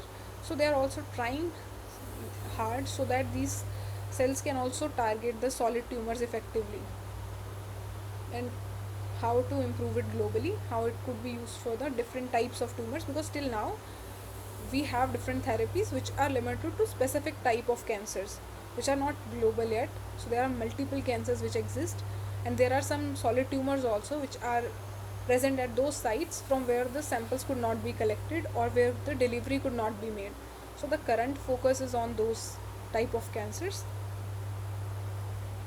Okay, so this was all about today's session. So now we'll discuss these MCQs. Okay, so is it clear till now?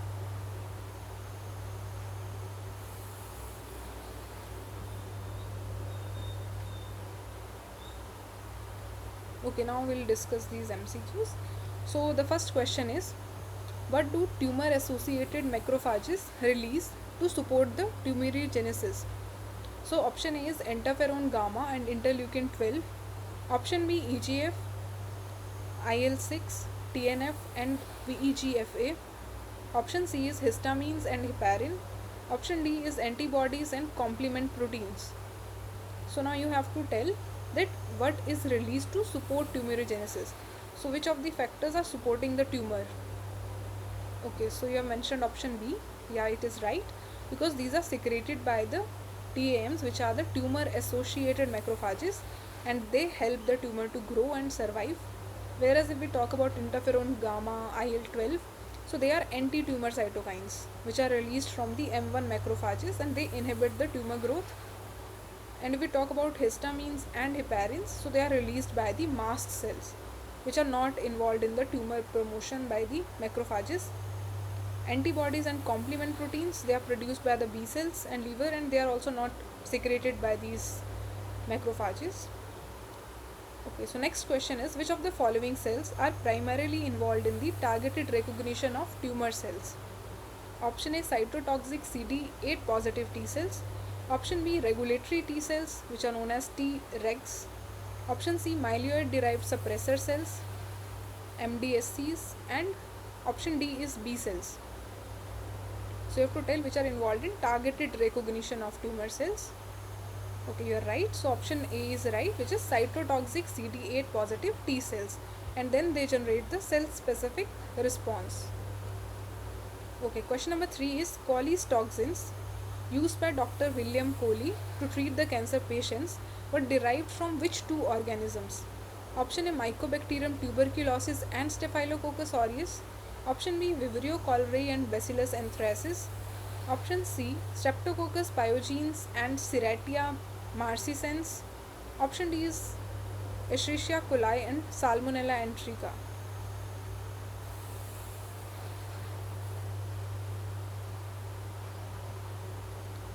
Okay, so let's see. So right answer is option C. So the two uh, organisms from where they have obtained this Coley's toxins.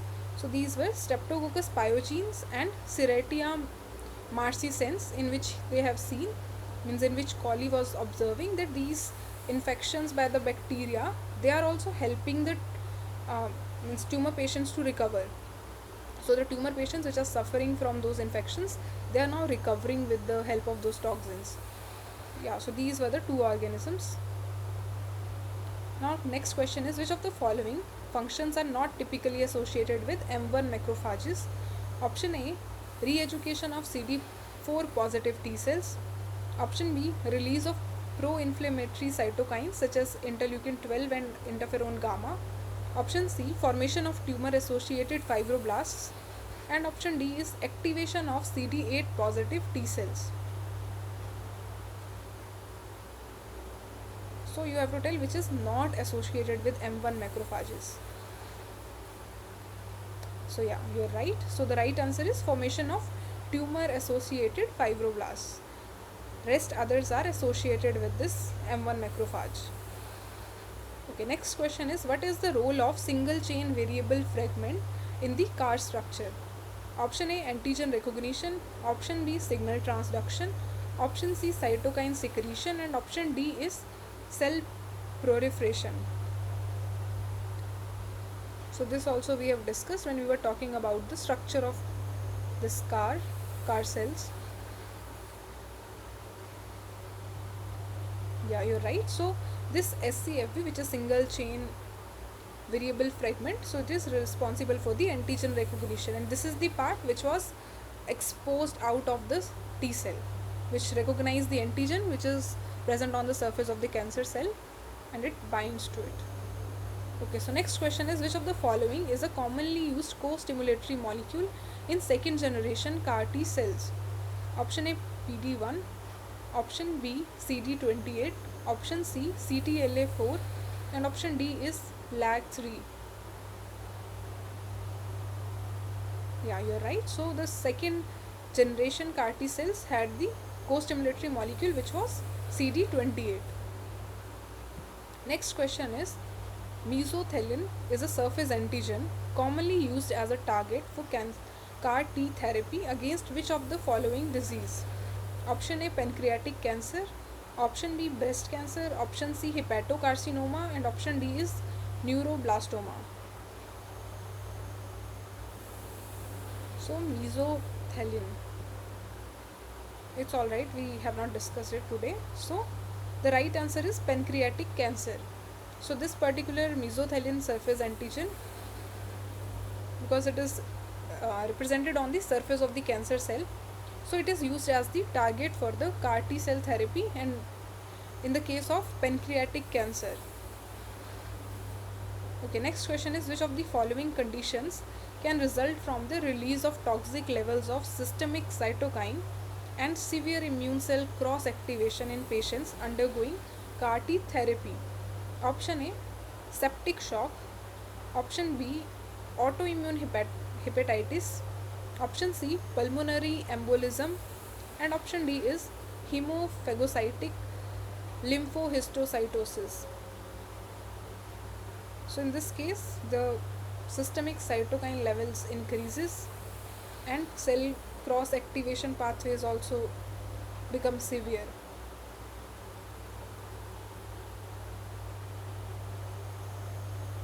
Okay, now let's see. So the right answer is hemophagocytic lymphohistiocytosis. So this is the condition which results from the release of toxic level of systemic cytokines, and in this case severe immune cell cross activation takes place. So hemophagocytic, hemo means blood cells, phagocytic means which eat those cells, and lymphohistiocytosis. So these terms tells about that there is toxic level of cytokines which are released and other immune cells get activated, and means those immune cells get severely affected. Okay, next question is exicaptagene silolucel, brand name Yescarta, is an FDA approved medication used against which of the following? So option A is young adult fibrolamellar carcinoma, option B neuroblastoma in adults, option C multiple myeloma, and option D is pediatric B lymphoblastic leukemia. So this is the name of the drug. Okay, so these questions were asked in the previous year assignment, so these might come in your exam. So means for these answers you can keep them in mind, because these are not based on any facts, you just have to remember them. So the right answer is option D, which is pediatric B lymphoblastic leukemia. So this particular medication is used against this pediatric B lymphoblastic leukemia, and the drug name is this, and brand is Yescarta. Okay, next question is which of the following loci may be knocked out from the CAR T cells to prevent T cell expression and allo reactivity? So option A is T cell receptor alpha constant locus, option B CD52 locus, option C major histocompatibility complex class 2 locus, and option D is CD19 locus. So alloreactivity means between the two cells which are the same cells. For example, I have T cell with CAR, which is the chimeric antigen receptor, and it is that receptor is interacting with the another T cell which is having the T cell receptor. So that is known as alloreactivity. So which loci need to be knocked out? Okay, so yeah, you are right. So option A is right, which is T cell receptor alpha constant locus. So this need to be knocked out to avoid the alloreactivity. Okay, next question is which inhibitory receptor are typically upregulated on exhausted T cells within the tumor microenvironment? Option A CD28 and CD3 eta, option B PD1 CTLA4 TIM3 and LAG3, option C IL2 and interferon gamma, option D TCR and MHC1. So which inhibitory receptors are upregulated?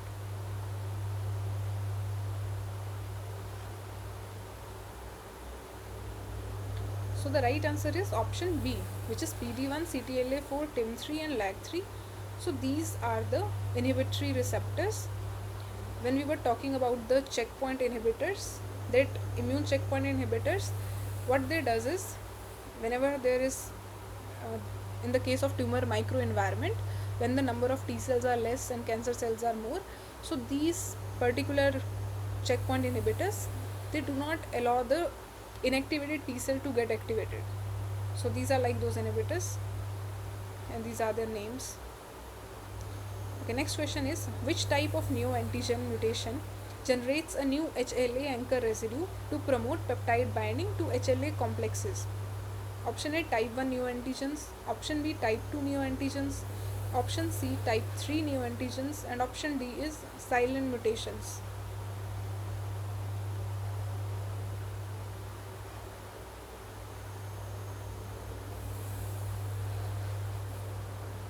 So in this case, the right answer is option B, which is type 2 neoantigens. So these are the antigens in which the means in this case the mutation generates new HLA anchor residue to promote the peptide binding to the HLA complexes. Okay, next question is what was the primary limitation of hematological malignancies compared to solid tumors regarding the mutation frequency? Option A, they have higher frequency of somatic mutations. Option B, they have much low frequency of somatic mutations. Option C, they produce more new antigens than solid tumors. And option D, they lack immune cell infiltration entirely. So you need to tell the primary limitation of the hematological malignancies. Okay, so in this case, the right answer is option B. They have much lower frequency of somatic mutations.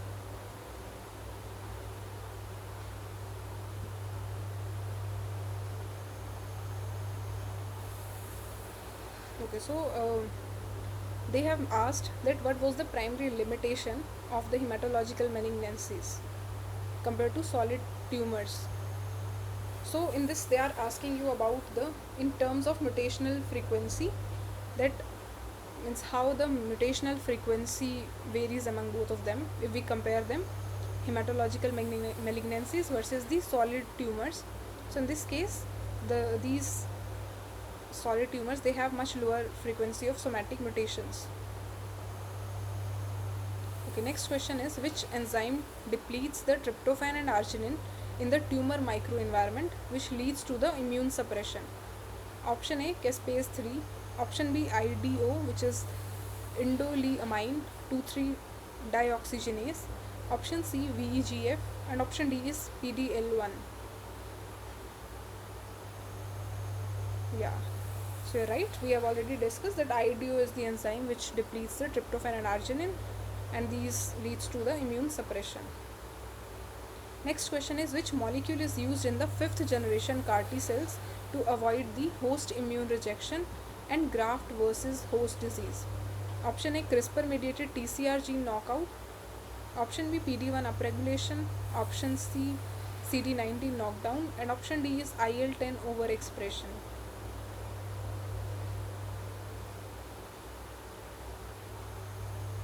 Okay, now let's see. So right answer is option A, which is CRISPR mediated TCR gene knockout. So this has been used in the 5th generation CAR T cells, and many times 5th generation is also referred to as the universal CAR T cells.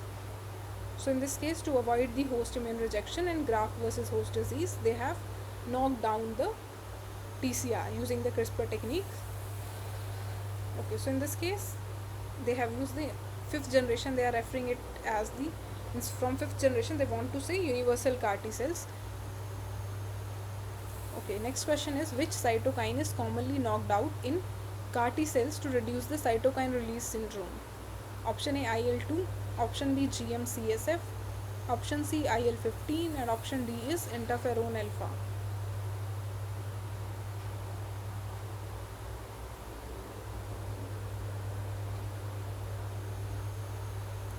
So right answer is GM-CSF. So GM-CSF is the one which is majorly knocked out.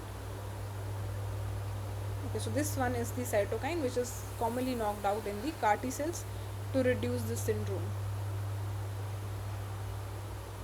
Next question is, which historical event first demonstrated the potential of adoptive immunotherapy in cancer treatment? Option A, Paul Ehrlich's theory of immune surveillance. Option B, Collis toxin experiment. Option C, bone marrow transplantation leading to leukemia cell regression in 1965. And option D is discovery of PD1 and CTLA4 pathways. So in this case, they are talking about the adoptive immunotherapy. So in which of these events there is the demonstration of adoptive immunotherapy? Okay, now let's see. So the right answer is option C, which is bone marrow transplantation leading to the leukemia cell regression in 1965. Because in this case, when we say adoptive immunotherapy, that means in this case we are adopting something from externally, and adoptive immunotherapy means we are adopting the immune cells. We are not modulating, we are not providing any cytokines or other chemicals or toxins. We are providing directly the cells, immune cells. So this was the study which was previously performed on the rat and then later on the humans as well. Next question is, which surface antigen is a common CAR T target in B-cell acute lymphoblastic leukemia? Option A CD28, option B HER2, option C CD19, or option D is EGFR.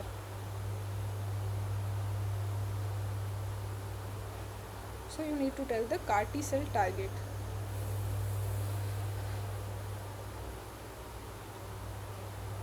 Okay, so the right answer is option C, which is CD19. So CD19 is the surface antigen, which is the common target of CAR T in the B cell acute lymphoblastic leukemia. Okay, next question is which strategy is used to improve the CAR T cell trafficking and reduce the on target and off tumor toxicity in solid tumors? Option A, increasing the systemic delivery of CAR T cells. Option B, localized administration of CAR T cells directly to the tumor site. Option C, knocking out the TRAC locus. And option D is using high dose IL-2 systemically. So in this case, how to improve the CAR T cell trafficking and reduce the off target and on target toxicity?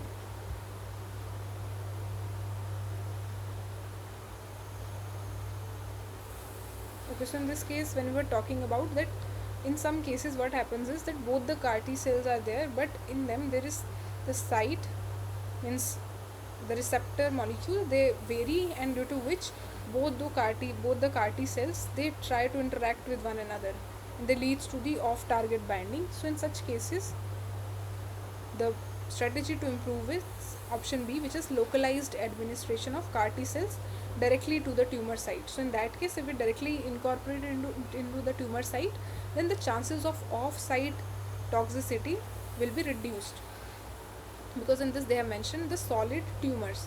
They're not talking about the other kind of myelomas or uh, lymphomas. So in this case, in solid tumors, localized administration can work better. Okay, next question is what does tonic signaling in CAR T cells leads to if unregulated? So option A is increased tumor cell recognition, option B decreased T cell exhaustion, option C systemic cytokine production and rapid transition to poor effector function, and option D is improved CAR T persistence.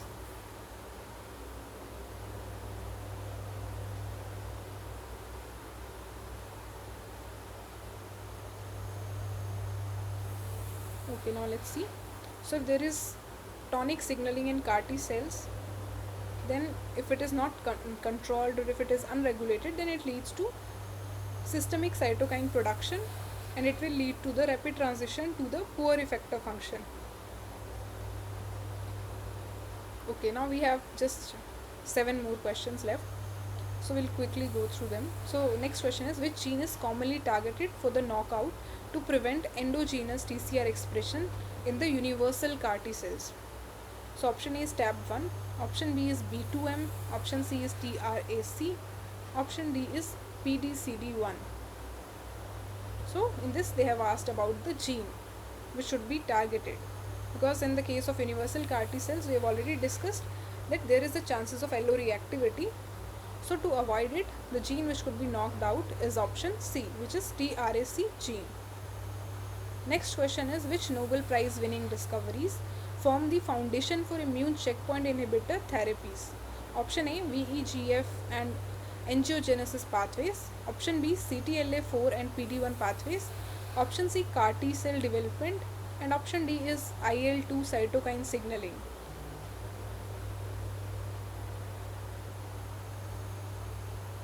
Okay, so the right answer is option B, which is CTLA4 and PD1 pathways, and we have already discussed that there were 2 scientists who obtained the Nobel Prize for their discovery, in which they have looked into the immune checkpoint inhibitors, and they have also identified that if we target these immune checkpoint inhibitors, then we can improve the immune response. And they have also, means later on, drugs have been designed against these targets. So next question is which class of immune cells plays a direct role in lysing tumor cells by perforin and granzyme B secretion? So option A is NK cells and cytotoxic T lymphocytes, option B regulatory T cells, option C B cells, and option D is dendritic cells.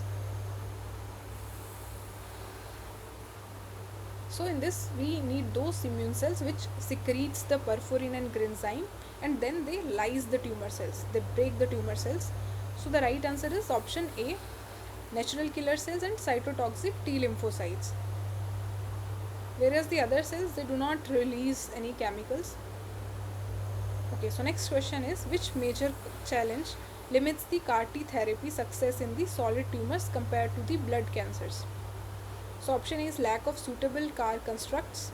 Option B, limited T cell trafficking and infiltration due to tumor stroma and immunosuppressive environment. Option C, excessive availability of tumor specific antigens. And option D is high risk of GVHD in autologous therapy. So in this they are asking about the challenge due to which this CAR T therapy is not that successful in the solid tumors. Okay, so the right answer is option B, because of limited T cell trafficking and infiltration due to tumor stroma and immunosuppressive environment. So this is the limitation, trafficking and infiltration of those T cells which contain this CAR, which is chimeric antigen receptors. So if they are not able to infiltrate, then it's very difficult to target those solid tumors. So next question is, which generation of CAR T cells involves secretion of cytokines like IL-12, IL-15 for enhanced activity? Option A, first generation. Option B, second generation. Option C, fourth generation. And option D is fifth generation. Okay, so in this case the right answer is option C, which is fourth generation, because we have already seen in second generation one single co-stimulatory domain was present. In third generation two co-stimulatory domains were present, whereas in fourth generation they added the cytokine secreting domain. And fifth is like the universal CAR T cell therapy. So okay, next question is, which ligand when abnormally expressed on the tumor cells help them evade immunosurveillance by interacting with PD-1 on the T cells? Option A, IL-2, option B, IL-6, option C, PD-L1, and option D is GM-CSF. So you need to tell the ligand, or you can say the receptor which is present on the surface of, which is expressed on the tumor cells, with which the tumor cells are leading to the tumor evasion or immune evasion. Okay, so the right answer is option C, which is PD-L1. So this PD-L1 interacts with PD-1 and takes the control of that particular immune cell, and that is how the immune evasion takes place by the tumor cells. Okay, so the last question is, which process is used to identify genes that when knocked out enhance the CAR T cytotoxicity and proliferation? Option A, neoantigen profiling. Option B, loss of function screening. Option C, flow cytometry analysis. And option D is single cell RNA sequencing. Okay, so the right answer is loss of function screening. So this is the process. Loss of function screening is the process with which we are able to identify those genes which, if knocked out, then they enhance the cytotoxicity and proliferation. So this is all about today's session. Okay, so thank you very much for being here, and now we'll meet in the next session, which will be our week 11 session. So with this I am ending today's session. Thank you.